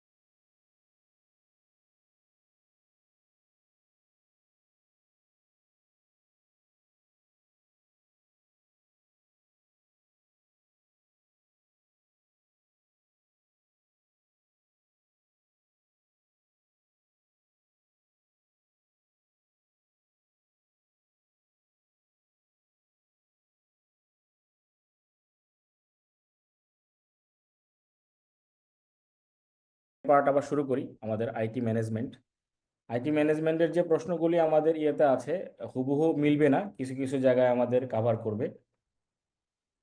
ওইটা একটু আমাদের পড়ার সময় আমাদের যে গাইডলাইন বুকটা আছে, আমাদের সিলেবাস, সেটা একটু ভালো করে দেখে নিতে হবে আর কি, যে আমরা কোন কোন টপিকসগুলোতে হাইলাইট করব। এটা একবার যদি আপনি আপনার বইতে মার্ক করে নেন তাহলে আর পরে সমস্যা হবে না, ওটা পরবর্তীতে তো ওখানে মার্ক করাই থাকলো। তাহলে আইটি ম্যানেজমেন্টে আমাদের মূল কাজ হচ্ছে যে আমরা যে ইনফরমেশন সিকিউরিটি অ্যাসেটগুলোকে ব্যবহার করব, ওইটা আমাদের আইটি ডিপার্টমেন্ট এবং এন্টারপ্রাইজের যে অবজেক্টিভ, সেই অবজেক্টিভ অ্যাচিভ করার জন্য টোটাল ম্যানেজমেন্ট পার্টটাই হচ্ছে আমাদের আইটি ম্যানেজমেন্টের একটা কমন টপিকস। এর মধ্যে অনেকগুলো আছে আমাদের। এর ভালো এবার ইম্পর্ট্যান্ট একটা যা কাজ হচ্ছে যে আইটি ইমপ্লিমেন্ট করার জন্য আমাদের অনেকগুলো কস্ট ইনকার করে এবং কিছু বেনিফিট এনশিওর করার জন্যই আমরা এটা করি। এটা কেন? ঠিক আছে, থাক, যাবো। হ্যাঁ, তালা দিয়ে যাবো, সমস্যা নেই। তাহলে আমাদের ইনফরমেশন সিকিউরিটি বা ইনফরমেশন টেকনোলজি অ্যাডপ্ট করার পরে বা প্রজেক্ট ইমপ্লিমেন্টেশনের পরে ওই প্রজেক্টের কস্ট অ্যানালাইসিস করে ওইখান থেকে যে বেনিফিট আমরা পাবো, এই বেনিফিটটা আসলে আমাদের যে আরওআই বা বিজনেসের যে রিটার্নের রিকোয়ারমেন্ট থাকে বিজনেসের গাইডলাইন অনুযায়ী, ফিজিবিলিটি স্টাডি অনুযায়ী, সেই অনুযায়ী এটা প্রজেক্টকে আসলে এটা ভ্যালু অ্যাড করে কিনা বা ওই অর্গানাইজেশনকে ভ্যালু অ্যাড করে কিনা, এইটা চেক করার যে পার্ট, এটা হচ্ছে ভ্যালু অফ আইটি। তার মানে আমরা যদি আইটির মূল্য জিজ্ঞাসা করি, ভ্যালু অফ আইটি, আসলে এটা আইটির মূল্য না, এটা কস্ট এবং বেনিফিটের একটা কম্বিনেশন, এখানে টেস্ট করার প্রক্রিয়া। তাহলে আমরা যে ইনভেস্টমেন্ট করব, ইনভেস্টমেন্টের যে রিটার্ন পাবো আমরা পার্সিভ ভ্যালু, এটা হচ্ছে আমাদের ইনভেস্টমেন্টের ভ্যালু অথবা ভ্যালু অফ আইটি। তাহলে ভ্যালু অফ আইটি নিয়ে যদি প্রশ্ন থাকে, আমাদের একটা ভুল ধারণা থাকতে পারে যে আইটির মূল্য কত, বিষয়টা আসলে এরকম না।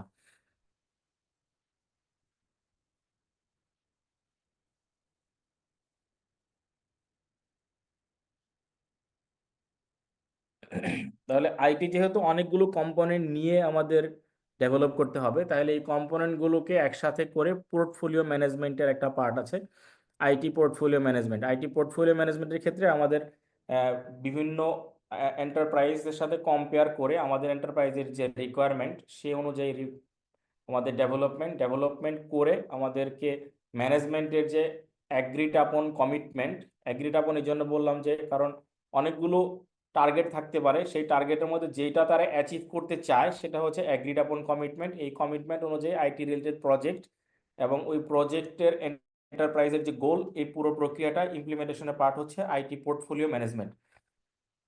তাহলে আইটি পোর্টফোলিও ম্যানেজমেন্টের ইনিশিয়াল যে টাস্কগুলো আছে সেই টাস্কগুলোর মধ্যে থাকবে এরকম: ensure management commitment and agreed on targets, plan the portfolio management model in line with the enterprise management process, specify portfolio inclusion criteria, organise the required tools, support and instruction.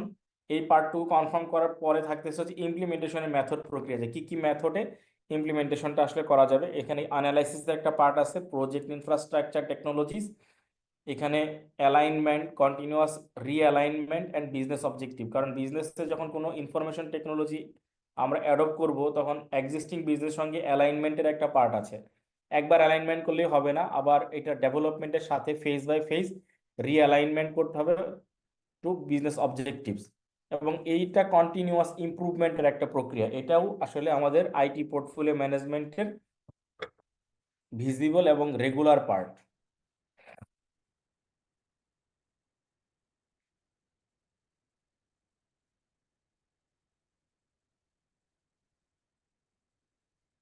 তো IT resource ম্যানেজমেন্টের part আছে, IT resource management করলে আমাদের আইটির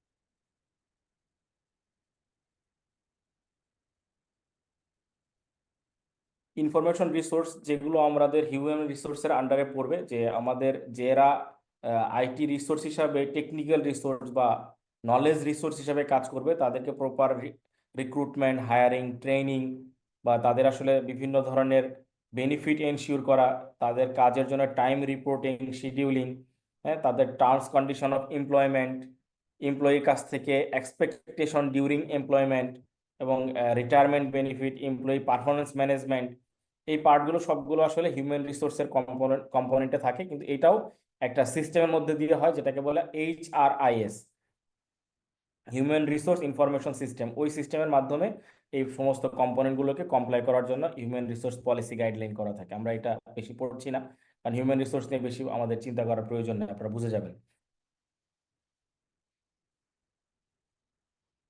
আমাদের important part হচ্ছে এন্টারপ্রাইজের ভিতরে যে চেঞ্জ গুলো আসবে, চেঞ্জ ম্যানেজমেন্ট। আমরা আগের দিনও কিছুটা আলোচনা করেছিলাম যে এন্টারপ্রাইজের চেঞ্জ ম্যানেজমেন্ট একটা বড় পার্ট, কারণ চেঞ্জ ম্যানেজমেন্ট যখনই করতে হবে তখন আমাদের ফাইন্যান্সিয়াল ম্যানেজমেন্ট প্র্যাকটিসটা ফলো করতে হবে।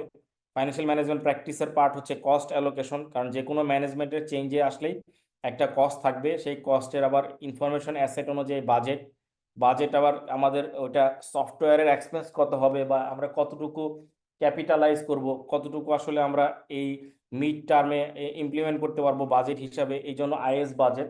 এই জন্য যেটা খেয়াল করতে হবে যে আমাদের এন্টারপ্রাইজ চেঞ্জ ম্যানেজমেন্টের 3টা কম্পোনেন্ট আছে। একটা কম্পোনেন্টের মেইন পার্ট হচ্ছে আমাদের কস্ট অ্যালোকেশনের সাথে ইনফরমেশন সিস্টেমের বাজেট এবং সফটওয়্যার এক্সপেন্স ভার্সাস ক্যাপিটাল। আমরা কতটুকু এক্সপেন্স আকারে করব ট্রেনিং, ডেভেলপমেন্ট বা মেজর চেঞ্জেসের জন্য, এবং কতটুকু আমরা আসলে ক্যাপিটাল IT অ্যাসেট জেনারেট করব, যেটা আমাদের ফাইন্যান্সিয়াল এলিমেন্ট হিসাবে, ইনফরমেশন টেকনোলজি অ্যাসেট হিসাবে ডিফাইন করা থাকবে। আমাদের অ্যাকাউন্টিং স্ট্যান্ডার্ডের এখানে একটা কাজ আছে, কারণ আমরা যেগুলো এখানে ইমপ্লিমেন্ট করব ওই অনুযায়ী আসলে আমাদের অ্যাকাউন্টিং স্ট্যান্ডার্ড অনুযায়ী আমাদের এই অ্যাসেটগুলোকে রিকগনাইজ করতে হবে কস্ট মডেল অনুযায়ী। স্যার যদি চেঞ্জ ম্যানেজমেন্ট যেটা পড়াচ্ছেন এটা তো স্যার স্লাইডে আমরা দেখতে পাচ্ছি না। স্লাইডে চলে আসবে এন্টারপ্রাইজ চেঞ্জ ম্যানেজমেন্ট। এখন দেখা যাচ্ছে। জি, এন্টারপ্রাইজ চেঞ্জ ম্যানেজমেন্টের কম্পোনেন্ট আমাদের 3টা। একটা হচ্ছে যে আমাদের খেয়াল করতে হবে যে আমাদের এইটার জন্য কস্ট অ্যালোকেশনের প্রক্রিয়াটা কত কি আছে, সেই অনুযায়ী বাজেট এবং সফটওয়্যারের এক্সপেন্স এবং সফটওয়্যার ক্যাপিটালাইজেশন।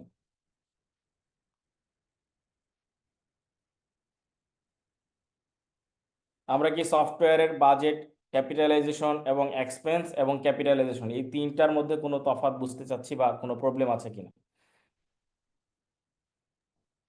Yes sir. জি বলেন, যদি প্রশ্ন থাকে আমরা করবো, কারণ এখানে কিন্তু অনেকগুলো, দুইটাই কিন্তু একই রকম মনে হচ্ছে।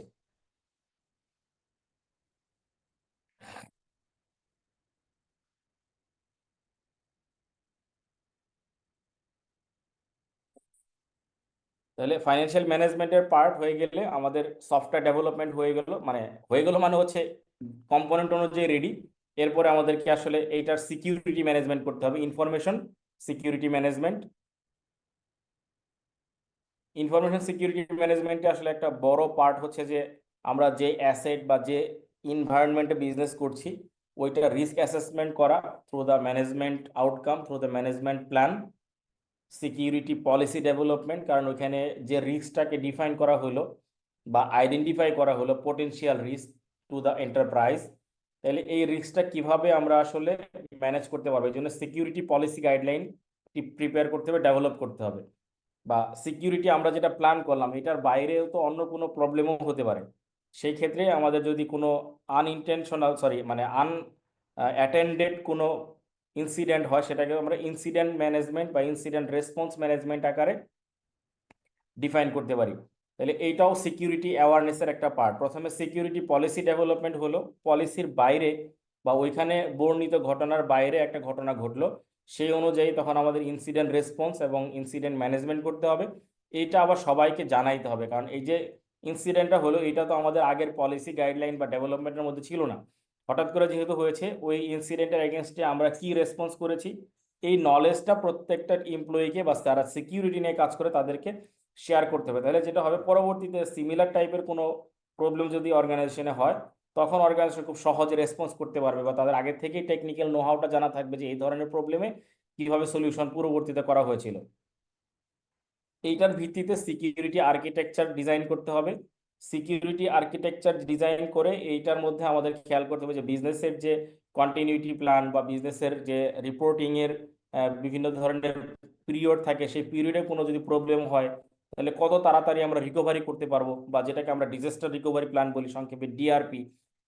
এই ডিআরপি করতে গেলে আমাদের খেয়াল রাখতে হবে যে কোন সময় আসলে আমাদের প্রবলেমটা হয়েছে ওইটা আইডেন্টিফাই করা, ওইটাকে আবার ম্যানেজমেন্টের অ্যাক্সেসের আন্ডারে নিয়ে আসা, compliance reporting, requirement, security incident monitoring and analysis, এই পার্টগুলো কাভার করে আমাদের আসলে পুরো আর্কিটেকচারটা ডিজাইন করতে হবে।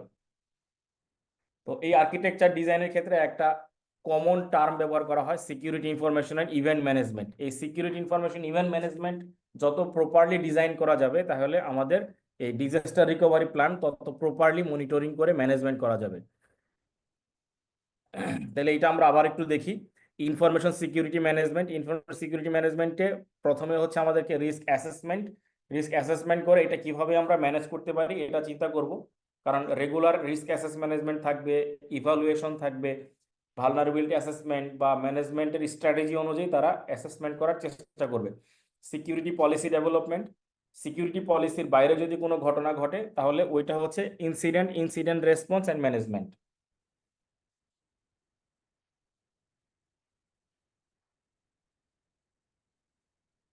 ইনসিডেন্ট রেসপন্স ম্যানেজমেন্টের পরে এটা আমাদের করতে অ্যাওয়ারনেস করতে হবে, security awareness and training. Security architecture design, vulnerability management, business continuity plan বা disaster recovery plan, identity and access management, compliance and regulatory requirement, security incident monitoring and analysis. এখানে আমাদেরকে একটা ডিজাইন করে নিতে হবে, সেটা হচ্ছে security information event management tools.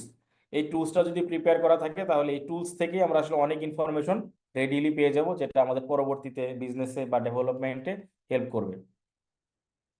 আমরা এটা একটু দেখে রাখি, এখানে কয়েকটা প্রশ্ন হইতেও পারে কাছে, রিস্ক ম্যানেজমেন্ট নিয়ে প্রশ্ন হতেই পারে, কারণ এটা একটা ইম্পর্টেন্ট পার্ট।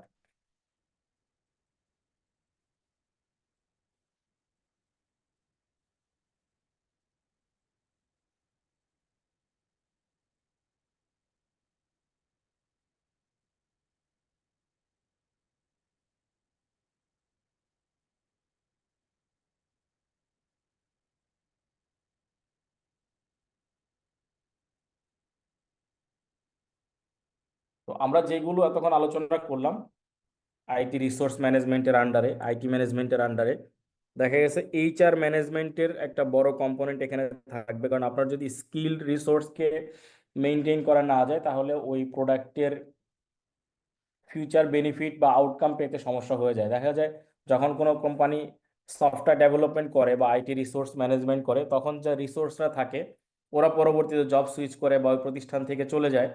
দেখা যায় যে পরবর্তীতে যারা জয়েন করছে এদেরকে আর প্রপার ট্রেনিংটা দেওয়া যায় না, কারণ ভ্যান্ডরের সঙ্গে যে অ্যারেঞ্জমেন্ট থাকে to develop or implement A software, ওই সময় তাদের ট্রেনিংয়ের একটা বাজেট থাকে এবং প্রপার ট্রেনিংটা এনশিওর করে। পরবর্তীতে একজন বা দুইজন রিসোর্সের জন্য প্রপার ট্রেনিং এনশিওর করাটা অর্গানাইজেশনের জন্য অনেক ক্ষেত্রেই সহজ হয় না, অনেক কঠিন থাকে। আবার দেখা যায় ডকুমেন্টেশনের প্রক্রিয়াটা উইক হওয়ার কারণে ডকুমেন্টেশনটাও প্রপার থাকে না, তারা যে ডকুমেন্ট দেখে বেসিক নো হাউটা নিতে পারবে বা ইমার্জেন্সি টাস্কটুকু কমপ্লিট করতে পারবে।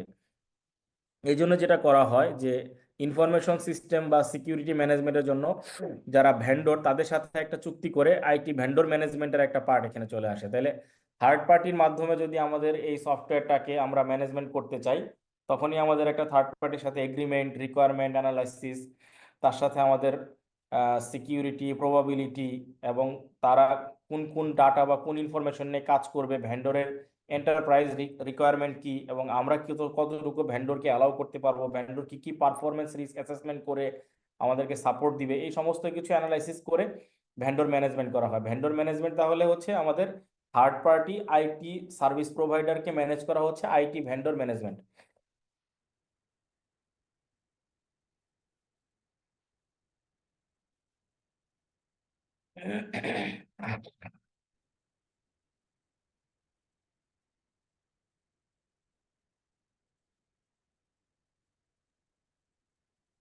স্যার আবার একটু বলবেন এটা? আমরা একটু আগে বলছিলাম যে আমাদের আইটি ম্যানেজমেন্টের কতগুলো পার্ট হচ্ছে, আমাদের যে সফটওয়্যার টেকনোলজি, হার্ডওয়্যার, টুলস এগুলো থাকবে, এগুলোকে ম্যানেজ করা, ওইটার সেফটি সিকিউরিটি এনশিওর করা। মাঝখানে আমরা দেখলাম যে রিসোর্স ম্যানেজমেন্টের আন্ডারে বড় পার্ট হচ্ছে হিউম্যান রিসোর্স ম্যানেজমেন্ট। তাহলে আমাদের যখন সফটওয়্যার ডেভেলপমেন্ট বা ইমপ্লিমেন্টেশন হয়, তখন ভেন্ডরের সাথে আমাদের একটা প্রপার এগ্রিমেন্ট থাকে, ভেন্ডর সবকিছু ইমপ্লিমেন্ট করে আমাদের রিসোর্সকে ট্রেন আপ করে গো লাইভ অথবা ব্যবহার করা পর্যন্ত কনফার্ম করে দিয়ে যাবে, এটা একটা টার্গেটে থাকে। এই সময় যে রিসোর্সগুলি থাকে তারা হয়তো অনেক সময় প্রতিষ্ঠানে ফুল টাইম থাকে না বা পরবর্তী জব সুইচ করে চলে যায়, বা তারা হয়তো একটা সময় রিটায়ারমেন্টে যায়। তো তখন যদি আমাদের ওইরকম প্রপার রিসোর্সকে ট্রেন আপ করার সুযোগ না হয় বা আমরা করতে না পারি, তাহলে আমাদের অপারেশনগুলো অনেক ক্ষেত্রেই থ্রেটে পড়ে যায়। এই ধরনের থ্রেটকে ম্যানেজ করার জন্য third party risk management system বা থার্ড পার্টি ভেন্ডরের মাধ্যমে যদি কোনো প্রতিষ্ঠান তাদের আইটি রিস্ক বা আইটি সিকিউরিটিকে ম্যানেজ করে, এটাকে বলে ভেন্ডর ম্যানেজমেন্ট। সংক্ষেপে আমরা এটুকু বললেও স্পেসিফিক হচ্ছে আইটি ভেন্ডর ম্যানেজমেন্ট, কারণ আমরা যদি ইনফরমেশন টেকনোলজি নিয়েই আলোচনা করছি, কারণ অন্য অন্য টপিক্সেরও ভেন্ডর থাকতে পারে। তাহলে আইটি ভেন্ডর ম্যানেজমেন্টে আমাদেরকে খেয়াল করতে হবে যে আমরা যখন আইটি ভেন্ডরের সাথে এই বিষয়গুলো নিয়ে আলোচনা করব, তখন এরা যেহেতু থার্ড পার্টি এবং তারা সার্ভিস প্রোভাইডার ভেন্ডর, তারা আউটসাইড থেকে কাজ করবে, তাহলে তারা কি কি ইনফরমেশন দেখতে পারবে, কিভাবে দেখবে, ওটার জন্য আমাদের কোনো ফাংশনালিটিস ডেভেলপ করতে হবে কিনা, বা আমাদের এন্টারপ্রাইজের যে গোল সেই গোল তারা আসলে কিভাবে অ্যাচিভ করতে পারবে, বা তারা কিভাবে আমাদেরকে ডেলিভারি করবে, তাদের way of delivery way of সার্ভিসটা কি হবে, সব কিছু কাভার করে আমাদের আসলে আইটি ভেন্ডর ম্যানেজমেন্টকে কমপ্লিট করতে। আইটি ভেন্ডর ম্যানেজমেন্টে সবার আগে আসবে হচ্ছে সোর্সিং প্র্যাকটিস, যে আমরা কিভাবে আইটি ভেন্ডরকে সোর্স করব, বা তাদের সোর্সিং এর সময় তাদের এন্টারপ্রাইজের কি কি গোল তাদের মাধ্যমে আমরা ক্যাটাগরাইজ করব বা ডেলিভারি নেওয়ার চেষ্টা করব। তাহলে এখানে দেখা যাচ্ছে যে তিনটা তিনটা আসলে এখানে ক্যাটাগরাইজ আছে, একটা আছে ইনসোর্স, একটা আছে আউটসোর্স, আর একটা আছে হাইব্রিড। তাহলে আমরা যদি আইটি ম্যানেজমেন্ট করতে চাই ভেন্ডরকে, যদি ইনসোর্স হয় তাহলে কোনো ঝামেলা নেই, কারণ এটা ফুললি আমাদের এন্টারপ্রাইজের staff, fully perform by enterprise staff. তাহলে রিস্ক ম্যানেজমেন্ট যদি ইনসোর্স হয়, তাহলে ইনসোর্স হলে আমাদের নিজস্ব স্টাফ কাজ করবে, এখানে আমাদের ফুল কন্ট্রোল আছে। যদি আউটসোর্স হয় তাহলে fully perform by the vendor staff. আর যদি হাইব্রিড সিস্টেম হয়, যে এখানে কিছু আমাদের ইনসোর্স স্টাফ থাকবে, কিছু ভেন্ডরের এক্সপার্ট স্টাফ থাকবে, যাদের গাইডেন্সে আমাদের নিজস্ব স্টাফরা কাজ করবে, বা দুইটা টিম একসাথে জয়েন্টলি কাজ করবে। আমরা যে কোনো একটা মেথডকে এখানে আইটি ফাংশনের জন্য অ্যাপ্রুভ করতে পারি, অথবা হাইব্রিড সিস্টেমেও আমরা যেতে পারি। এটা একটা প্রক্রিয়া। আবার আইটি ফাংশনকে বিভিন্নভাবে আমরা সাপোর্ট নিতে পারি, যে তারা আমাদের অফিসে এসে সাপোর্ট দিতে পারে বা তাদের জায়গা থেকে দিতে পারে, ওইটাকে আমরা বলছি অনসাইট, অফসাইট এবং অফশোর। তো অনসাইট হচ্ছে কি, স্টাফরা আইটি ডিপার্টমেন্টের ভিতরে বসে কাজ করবে। অফসাইট হচ্ছে তারা কাছাকাছি কোনো একটা দূরবর্তী স্থানে বসে কাজ করবে। স্যার লেখাটা দেখা যাচ্ছে একই না। এরিয়ার মধ্যে। জি, আপনি স্যার ইনসাইড আউটসাইড বলতেছেন তো, দেখা যাচ্ছে না। এই যে নিচেই আছে, একটা হচ্ছে ইনসোর্স, আউটসোর্স, হাইব্রিড, আরেকটা হচ্ছে অনসাইট, অফসাইট এবং অফশোর। অনসাইট হচ্ছে আইটি ডিপার্টমেন্টে বসে সিকিউরিটি বা সার্ভিস প্রোভাইড করা, মানে ওখানে বসে স্টাফরা কাজ করবে। অফসাইটে হচ্ছে কাছাকাছি নিয়ার লোকেশনে বসে কাজ করবে। আর অফশোরে যারা কাজ তারা রিমোট লোকেশন থেকে কাজ করবে, অন্য কোনো রিজিয়ন থেকে বা অন্য কোনো কান্ট্রি থেকেও করতে পারে। তাহলে এই তিনটার যে কোনো একটা মেথডে আমরা আসলে তাদের কাছ থেকে পারফরমেন্স ফাংশনগুলো নিতে পারি। তাহলে আমাদের আইটি রিসোর্স আউটসোর্স করার সুযোগ থাকে আইটি রিসোর্স ম্যানেজমেন্টে, যদি আমরা সফটওয়্যারের কাজের ধরন অনুযায়ী রিসোর্সকে ক্যাটাগরাইজ করি। তাহলে রিসোর্স হতে পারে তিন ধরনের, ইনসোর্স, আউটসোর্স অ্যান্ড হাইব্রিড। আর ফাংশনাল এবং তাদের কাজের ডেলিভারির ধরন বা তাদের জিওগ্রাফিক্যাল লোকেশন অনুযায়ী যদি বলি, তাহলে হচ্ছে অনসাইট, অফসাইট এবং অফশোর।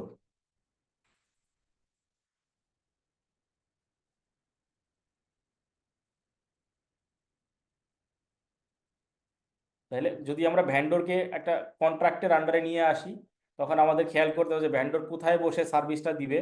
ভ্যান্ডর কি একাই কাজ করবে নাকি আমার আইটি ডিপার্টমেন্ট লোকের সাথে জয়েন্টলি কাজ করবে, এবং তার সার্ভিস ডেলিভারির টাইম কত দিনের মধ্যে বা কত সময়ের মধ্যে সে রেসপন্স করবে।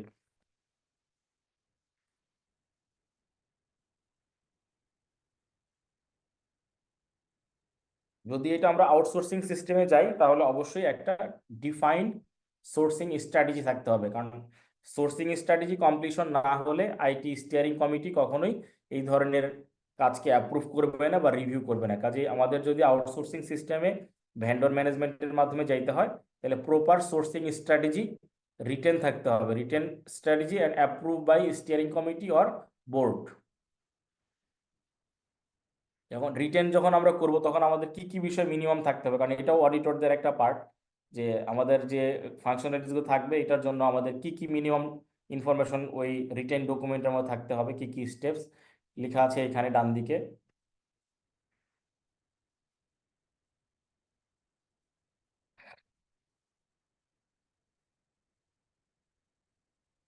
লিখছে define the IT functions to be outsource, আসলে কতটুকু বাইরে থেকে আমরা আউটসোর্স করতে চাই।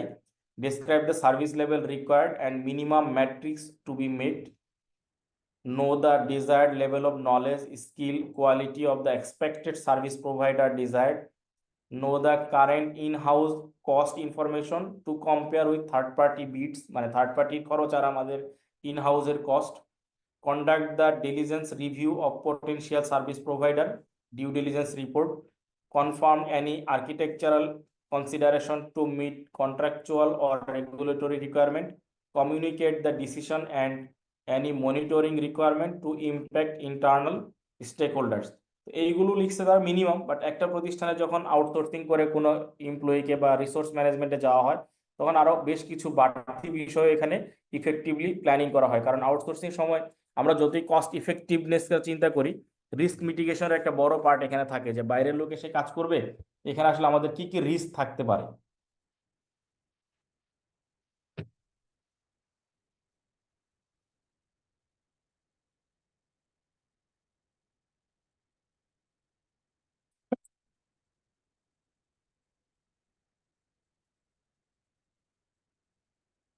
তাহলে আইটি আউটসোর্সিং এর যে আমাদের প্ল্যানিং সেটুকু আমরা জানলাম। আউটসোর্সিং এর কিছু প্র্যাকটিস আছে, যে বাংলাদেশে পৃথিবীতে সব জায়গায় আউটসোর্সিং এর কিছু প্র্যাকটিস আছে, যে প্র্যাকটিস অনুযায়ী তারা আউটসোর্সিং এর কাজগুলো করে। তো এইখানে মোস্টলি যেটা হয় যে রিসোর্সটা আসলে কোর অ্যাক্টিভিটিজ এর উপর ফোকাস করে। কারণ কোর অ্যাক্টিভিটি ছাড়া যদি আমরা অন্য কাজের জন্য বাইরে থেকে রিসোর্স হায়ার করতে চাই, তখন দেখা যাবে যে আমাদের অনেক ধরনের খরচও বেড়ে যাবে, বা আমাদের আইটি ডিপার্টমেন্টের যে রিসোর্সে তারা আনইউটিলাইজ থেকে যাবে। এই জন্য আউটসোর্সিং এর ক্ষেত্রে আমাদের খেয়াল করতে হবে যে আমরা একটা ফোকাস এরিয়া ডিজাইন করবো, যে কোনটুকু কাজ আমরা তাদের মাধ্যমে করতে চাই।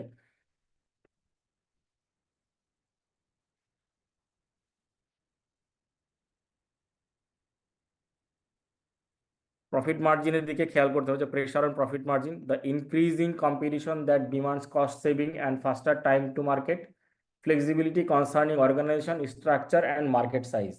এইগুলো মূলত আউটসোর্সিং যখনই কেউ করতে চায় বা এম্বার্ক অন আউটসোর্সিং এ, তখন এগুলো কাভার করে আইএস অডিটর বা যে প্রতিষ্ঠানের আইটি রিসোর্স ম্যানেজার থাকে উনি এগুলো ডিফাইন করে তারপরে ডিজাইনটা করে।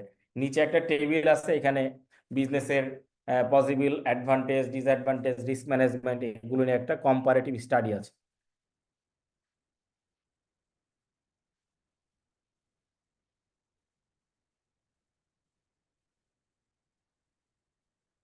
তো যখনই আমরা কোনো আইটি ডিপার্টমেন্টের পারফরমেন্স বা ওই ইন্ডাস্ট্রির পারফরমেন্সকে ডিজাইন করতে চাই বা ওইটাকে আসলে মেজার করতে চাই, তখন একটা বেঞ্চমার্কের প্রয়োজন হয়, যে আমরা আসলে কতটুকু স্ট্যান্ডার্ড কাভার করব, কতটুকু স্ট্যান্ডার্ড আমাদেরকে মিনিমাম কাভার করতে হবে। এই জন্য স্ট্যান্ডার্ড সেটিং বোর্ড আছে ইন্টারন্যাশনাল, তারা কোয়ালিটি ম্যানেজমেন্ট সিস্টেম বা সিস্টেম রিকোয়ারমেন্টের উপর বিভিন্ন ধরনের সার্টিফিকেশন দেয়। তাদের অনেকগুলো সার্টিফিকেশনের মেথড আছে, অর্গানাইজেশনের রিকোয়ারমেন্ট অনুযায়ী তারা ওই সার্টিফিকেশনগুলো দেয়। আমরা এর আগের দিন মনে হয় পড়ছিলাম যে সিএমএমআই মডেল, আইটিআইএল মডেল, মনে আছে কি আমাদের?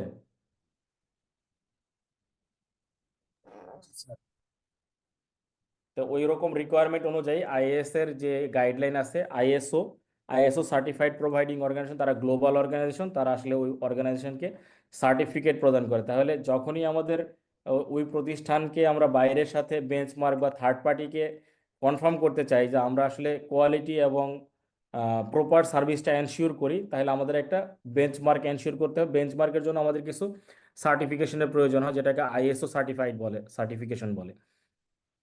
অর্গানাইজেশনের প্যাটার্ন অনুযায়ী বিভিন্ন ধরনের সার্টিফিকেশনের নাম্বার আছে, ইন্ডাস্ট্রি স্ট্যান্ডার্ড এবং বেঞ্চমার্ক, গ্লোবাল প্র্যাকটিস, স্ট্র্যাটেজি, এগুলো কাভার করে তারা আসলে সার্টিফিকেশনটা ইস্যু করে।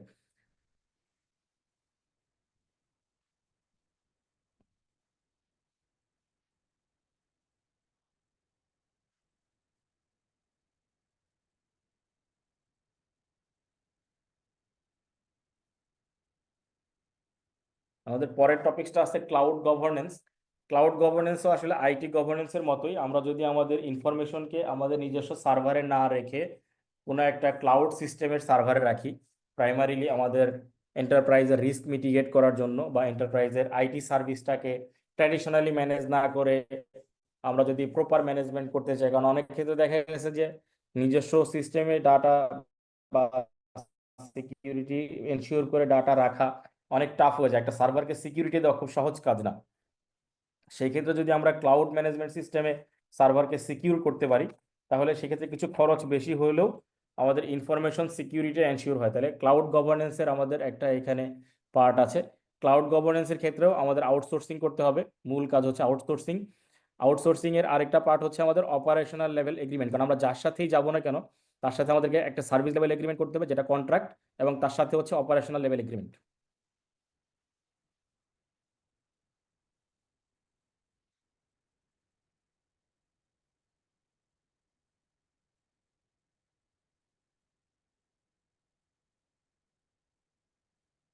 আমরা এখানে কয়েকটা পয়েন্ট একটু দেখে রাখি, আমাদের পরবর্তীতে বুঝতে সহজ হবে। Governance of outsourcing extend the responsibilities of both parties. যারা আসলে সাপ্লায়ার এবং যারা ক্লায়েন্ট, দুজনের মধ্যেই এই এগ্রিমেন্টের এই টার্মগুলো ফলো করে এগ্রিমেন্টগুলি করলে ভালো হবে আউটসোর্সিং এর। বলছে ensure contractual viability through continuous review, improvement and benefits gain for both parties, include an explicit governance schedule in the contract. কারণ কন্ট্রাক্টে যেই প্রতিষ্ঠান নিয়ে আমরা কাজ করব ওই প্রতিষ্ঠানের গভর্নেন্সটা আগে এনশিওর করতে হবে। ওখানে যেই ধরনের লিগ্যাল রিকোয়ারমেন্টই থাকুক না কেন সবকিছুই আমরা কাভার করার চেষ্টা করব। এটা একটা বড় পার্ট। আরেকটা পার্ট হচ্ছে যে ওইখানে যে সার্ভিস লেভেল এগ্রিমেন্ট থাকবে, manage the relationship to meet contractual obligation through SLA and operating level agreement. Service level agreement এবং অপারেশনাল লেভেল এগ্রিমেন্ট, দুইটা লেভেল থেকেই আমাদের রিসোর্সকে ম্যানেজ করা এবং আমাদের অর্গানাইজেশনের যে রিকোয়ারমেন্ট সেটাকে অপটিমাম লেভেলে এনশিওর করা। Identify and manage all stakeholders, their relationships and expectations, establish clear roles and responsibilities for decision making, issue escalation, এরপর আছে dispute management, demand management and service delivery. তাহলে যখনই কোনো এগ্রিমেন্ট আমরা করব এই কয়েকটা বিষয় আমাদের খেয়াল রাখতেই হবে। ফাইনালি হচ্ছে যে স্টেক হোল্ডারের সাথে কমিউনিকেশন করা, এবং এইটা রেগুলার বেসিসে, অনগোয়িং বেসিসে স্টেক হোল্ডারদের সাথে কমিউনিকেশন করা। যখনই কোনো আউটসোর্সিং আমাদের করতে হবে স্টেক হোল্ডারদের সাথে প্রপার কমিউনিকেশনটা মেনটেন করছে না, কোনোভাবে এখানে কোনো গ্যাপ বা কোনো ধরনের প্রবলেম অ্যারাইজ না করে থার্ড পার্টির সাথে, সার্ভিস প্রোভাইডারের সাথে। তো থার্ড পার্টি সার্ভিস আমরা কিভাবে নিব এটার আবার একটা ম্যানেজমেন্ট প্রক্রিয়া থাকে, যে third party service delivery process বা সার্ভিস ম্যানেজমেন্ট প্রসেস।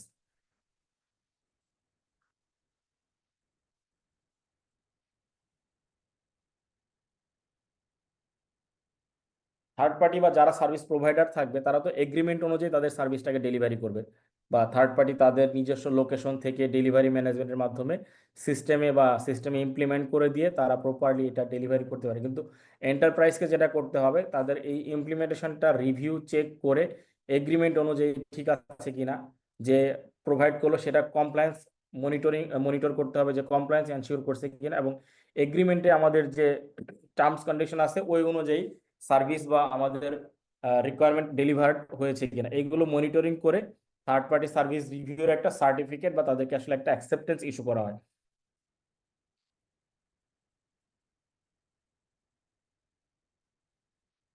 তো আইটি অর্গানাইজেশনের সবকিছু যেহেতু আমরা এখানে দেখার চেষ্টা করছি, পাশাপাশি তাদের পারফরমেন্স মনিটরিং রিপোর্টিংও একটা প্রয়োজন হয়, তাকে বলে আইটি পারফরমেন্স রিপোর্ট মনিটরিং বা IT performance monitoring and reporting.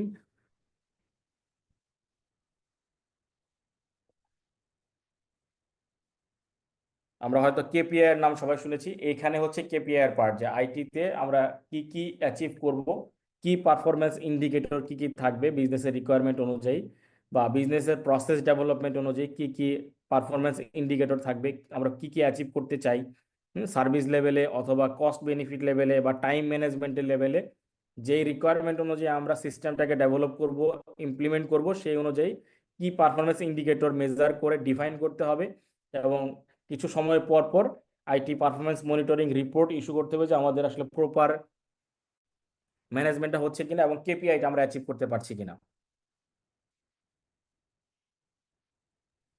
Sir রিপোর্টটা কার কাছে করবে এটা? আইটি স্টিয়ারিং কমিটির মাধ্যমে টপ ম্যানেজমেন্টের কাছে, আর ডিপার্টমেন্টের হেড এটাকে অথরাইজ করে দিবে। আইটি রিপোর্ট প্রিপেয়ার করবে, ওই যে একটু আগে আমরা দেখছিলাম অডিট এক্সিকিউটিভরা রিভিউ করতে গিয়ে তারা পারফরমেন্স অ্যানালাইসিস করবে। বাট এইচআর থেকেও কখনো কখনো করে, কিন্তু ওইটা আসলে প্রপার হয় না, কারণ এইচআর এর লোক তো আর আইটি এক্সপার্ট থাকে না।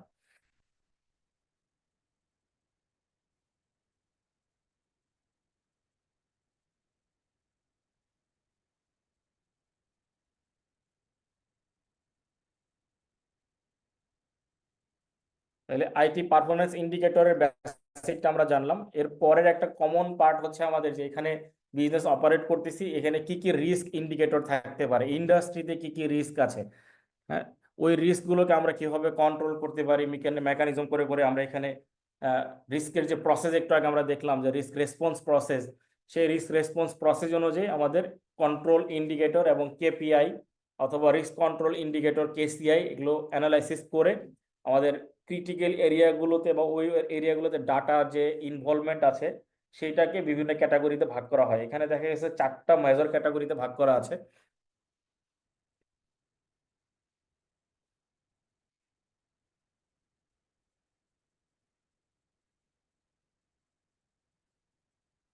Identify critical data points need to achieve business objectives.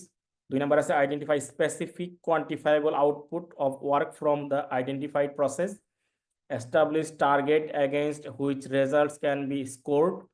মানে আমাদের অ্যাচিভমেন্ট কি হওয়ার কথা ছিল, আমরা ওইটা অ্যাচিভ করছি কিনা।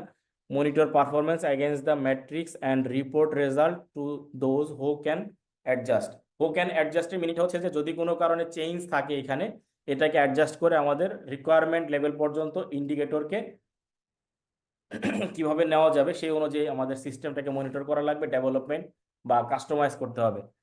সেই অনুযায়ী রিকোয়ারমেন্ট দিবে আইএস অডিটরের কাছ থেকে সার্টিফাইড করিয়ে ফাইনালি এটা ইমপ্লিমেন্ট করা।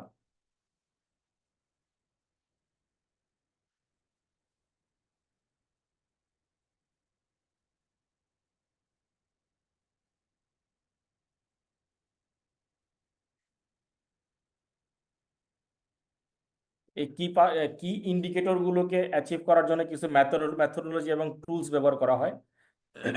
টুলস, ফ্রেমওয়ার্ক বা কন্টিনিউয়াস ইমপ্রুভমেন্ট মেথোডোলজি।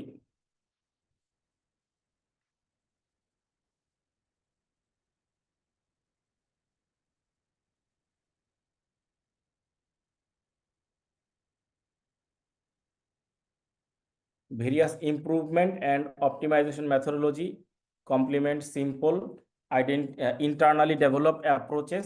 এর মধ্যে কি কি থাকছে বলছে যে প্ল্যান, ডো, চেক, মানে এটা হচ্ছে একটা সাইকেল। ফাইনালি এটা চেক করার পরে আমাদের যেটা করতে হবে ওই অনুযায়ী ঘটনা ঘটতে মানে অ্যাক্ট করতে হবে। Plan, do, check and act, PDCA cycle. এটা কন্টিনিউয়াস ইমপ্রুভমেন্টের পার্ট, কারণ একবার একটা করে বসে থাকলে হবে না, কন্টিনিউয়াসলি এই সাইকেলটা ফলো করতে হবে। বেস্ট প্র্যাকটিসটা ফলো করতে হবে, যে যেই স্ট্যান্ডার্ড বা যেই সিকিউরিটি মডেল আমরা অ্যাপ্লাই করি ওইটার বেস্ট প্র্যাকটিস বা বেস্ট স্ট্যান্ডার্ডটাকে ফলো করতে হবে। আমাদের নিজস্ব ফ্রেমওয়ার্ক এবং ইন্টারন্যাশনাল যে ফ্রেমওয়ার্ক আছে কন্ট্রোল অবজেক্টিভ, সেই কন্ট্রোল অবজেক্টিভ বা কোভিডের যে রিকোয়ারমেন্টগুলো আছে সেইগুলোকে ফ্রেমওয়ার্কের আন্ডারে এনে আমাদের সিস্টেমটাকে টুলস বা মেথোডোলজি ডেভেলপমেন্ট করে পরিচালনা করার জন্য ইন্ডিকেটর ডিফাইন করতে হবে। তাহলে plan, do, check and act, এটা একটা সাইকেল। এই সাইকেলটা কন্টিনিউয়াসলি ফলো করতে হবে।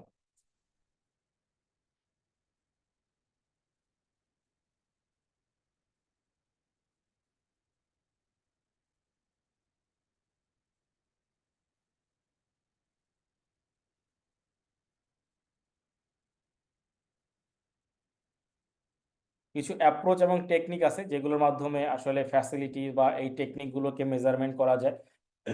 এটাকে বিভিন্ন জায়গায় ট্রেনিংও করায়। এগুলো দেখবেন যে আইটিতে বিভিন্ন মানুষের ট্রেনিং থাকে, 6 sigma training, agile management training, balance score card training. এগুলো ট্রেনিং নিয়ে তারা আসলে ওই বিজনেসের রিকোয়ারমেন্ট অনুযায়ী তারা বিজনেসটাকে প্ল্যান করে বা ডিজাইন করে এবং টেকনিকগুলোকে তারা ডেভেলপ করে।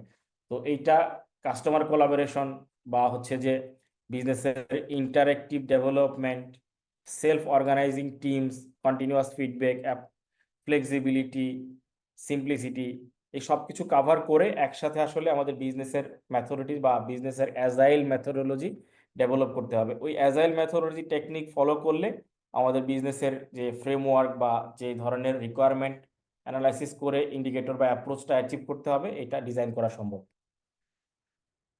আমি একটা ফোন ধরি, একটু সময় নিচ্ছি।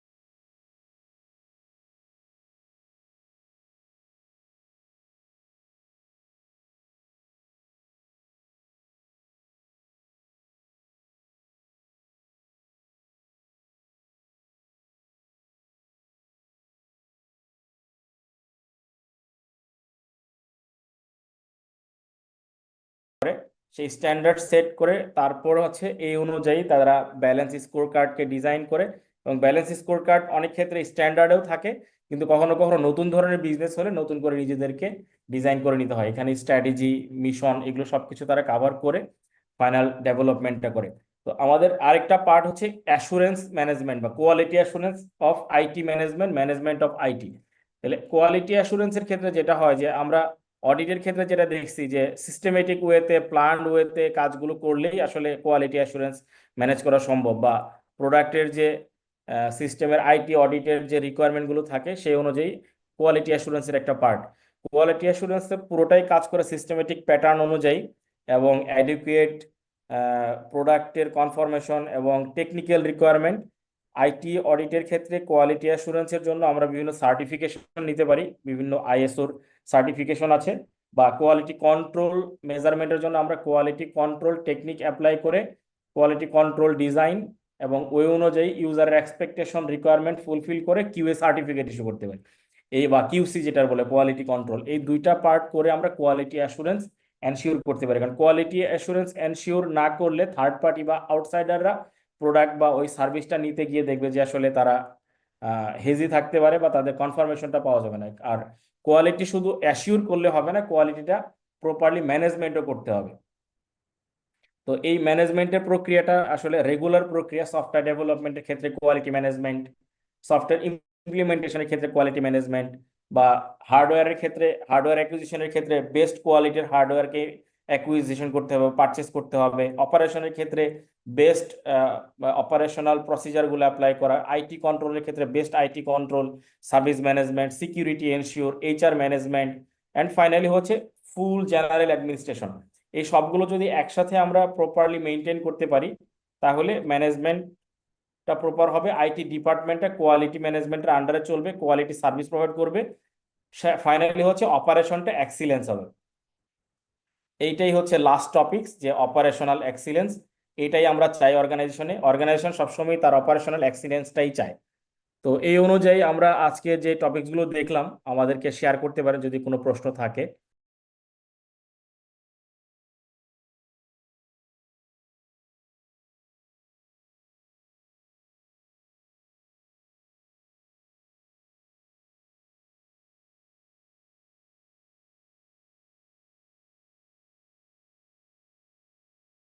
স্যার এখানে যতগুলো টপিক আমরা আজকে কভার করলাম, তো এখান থেকে যদি স্যার সিনারিও বেস কোশ্চেন হয়, আমাদের জন্য কোশ্চেন গুলা টাচ করাটা একটু চ্যালেঞ্জিং হবে স্যার।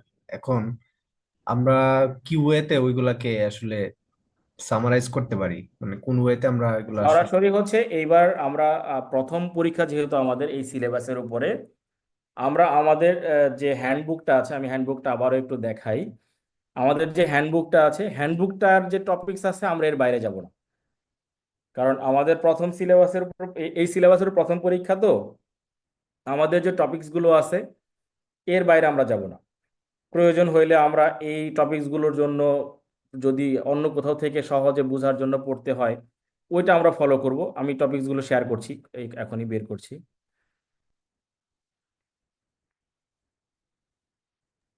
কারণ এটা আমরা শুরুতেই বললাম যে বইতে তো অনেক কিছু আছে, আমাদের টপিকসে সব কিছু নাই, কিছু কম বেশি থাকবে। টপিকস যেভাবে আছে, দেখা যাচ্ছে কিনা আমাদের স্ক্রিনটা? জি স্যার, দেখা যাচ্ছে। জি, এখানে যে টপিকস গুলো দেখা আছে আমরা যাচ্ছে। এই টপিকস এর বাইরে প্রাথমিকভাবে যাব না, একদমই না। এবং আমাদের খেয়াল করতে হবে যে এইটা প্রথম পরীক্ষা, এই পরীক্ষার জন্য প্রিপারেশন নিতে গিয়ে অনেক বেশি ঘোরাঘুরি করলে আমরা সময় নষ্ট করে ফেলবো, কারণ কোশ্চেন প্যাটার্ন বা অন্য সবকিছু আমাদের এখনো সব জানা হয় নাই। এইখানে যে টপিকস গুলো আমাদের দেওয়া আছে এইটাতেই আমরা মূল ফোকাস করার চেষ্টা করব, একদম ভেঙে ভেঙে এই টপিকস গুলোই আমরা কভার করব, অন্যগুলোতে আমরা যাব না। তাহলে অ্যাটলিস্ট এরিয়া তো আমাদের ছোট হয়ে গেল।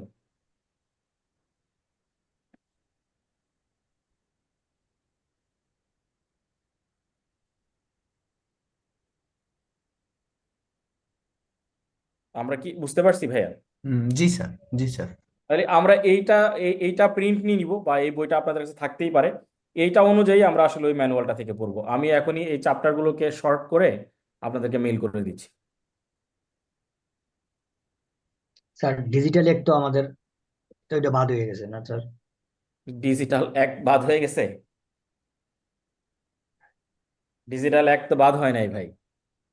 2018 সালে 2018 সালে ডিজিটাল অ্যাক্ট হয় নাই তো। 2018 সালে কি ডিজিটাল অ্যাক্ট আছে? ডিজিটাল যে অ্যাক্ট বা আইসিটির যে অ্যাক্ট, ওটা তো 2006-এর। পরবর্তীতে কিছু কিছু অ্যামেন্ডমেন্ট আসছে ভাই।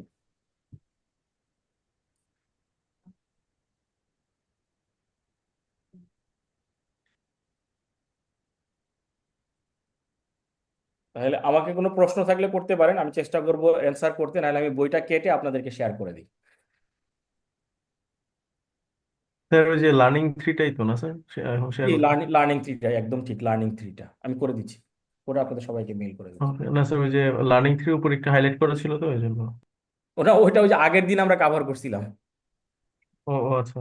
স্যার আমাদেরকে যদি স্যার আইসিবি থেকে 100 বা 150টা কোশ্চেনের মতো এক সেট কোশ্চেন দিত ওভারঅল সবগুলা লার্নিং এটা তো দিবে আমাদেরকে। এর আগে 12ই নভেম্বর ডেকেছিল, আমরা যারা আইটির ক্লাস নেই বা আইটি পড়াই, আমাদেরকে এক্সাম ডিপার্টমেন্ট থেকে আফজাল ভাই ডেকেছিলেন, কোঅর্ডিনেটর হিসাবে আমাদের হালিম ভাই ছিলেন। ওনারা বলছেন এই মাসের মধ্যেই আমাদেরকে একটা স্যাম্পল কোশ্চেন দিবেন। ওই 150টা কোশ্চেনের একটা পিডিএফ কপি, অথবা হচ্ছে যদি অনলাইনে আমাদের কি বলে ওয়েবসাইটে দেওয়ার সুযোগ হয় তাহলে দিবেন, অথবা পিডিএফ আকারে দিবেন। এখনো যেহেতু 2 দিন সময় আছে, দেখি আমরা দিবেন আর কি ওনারা। এবং ওইটার পরে একটা মক পরীক্ষার জন্য একটা অ্যারেঞ্জমেন্ট করবে 1 দিন বা 2 দিন। কারণ হচ্ছে যে এই পরীক্ষাটা দেখবেন যে সিলেবাসের কন্টেন্ট অনুযায়ী আমাদের যেহেতু 4 ঘন্টার পরীক্ষা, সেজন্য পরীক্ষার কিন্তু 2টা টাইম রুটিনে দেওয়া আছে। যে এমনও হইতে পারে যে আমাদের যদি অনেক বেশি পার্টিসিপেন্ট হয়, তাহলে হয়তো আপনাদের পরীক্ষা 2বার হবে। কারণ রিসোর্সের একটা কনস্ট্রেন্টস আছে, কারণ আপনাদের তো অনেক অ্যাপ্লিক্যান্ট। ল্যাপটপ মনে হয় 400-র বেশি জানা নেই, নাই আমার জানা মতে আর কি এক্সাম সেন্টারে। তাহলে বেশি বেশি পরীক্ষার্থী হয়ে গেলে তখন হয়তো 2টা সময় হবে, কাজেই মক এক্সামের একটা অ্যারেঞ্জমেন্ট থাকবে, ওনারা বলছে আমাদেরকে। স্যার ওই ক্ষেত্রে তো রুটিনটা মানে তাহলে আবার রিভাইজড হবে না স্যার? ওটা জানাবে ওনারা, যদি অ্যাপ্লিক্যান্ট অনেক বেশি হয় তাহলে ওনারা জানাবে। তবে মক এক্সাম একটা হবে, এটা আমাদের কনফার্ম করছে ভার্বালি, আপনাদেরকে আমরা জানাইছি ওনাদের কাছ থেকে শুনে। দেখা যাক কবে এটা হয় আর কি।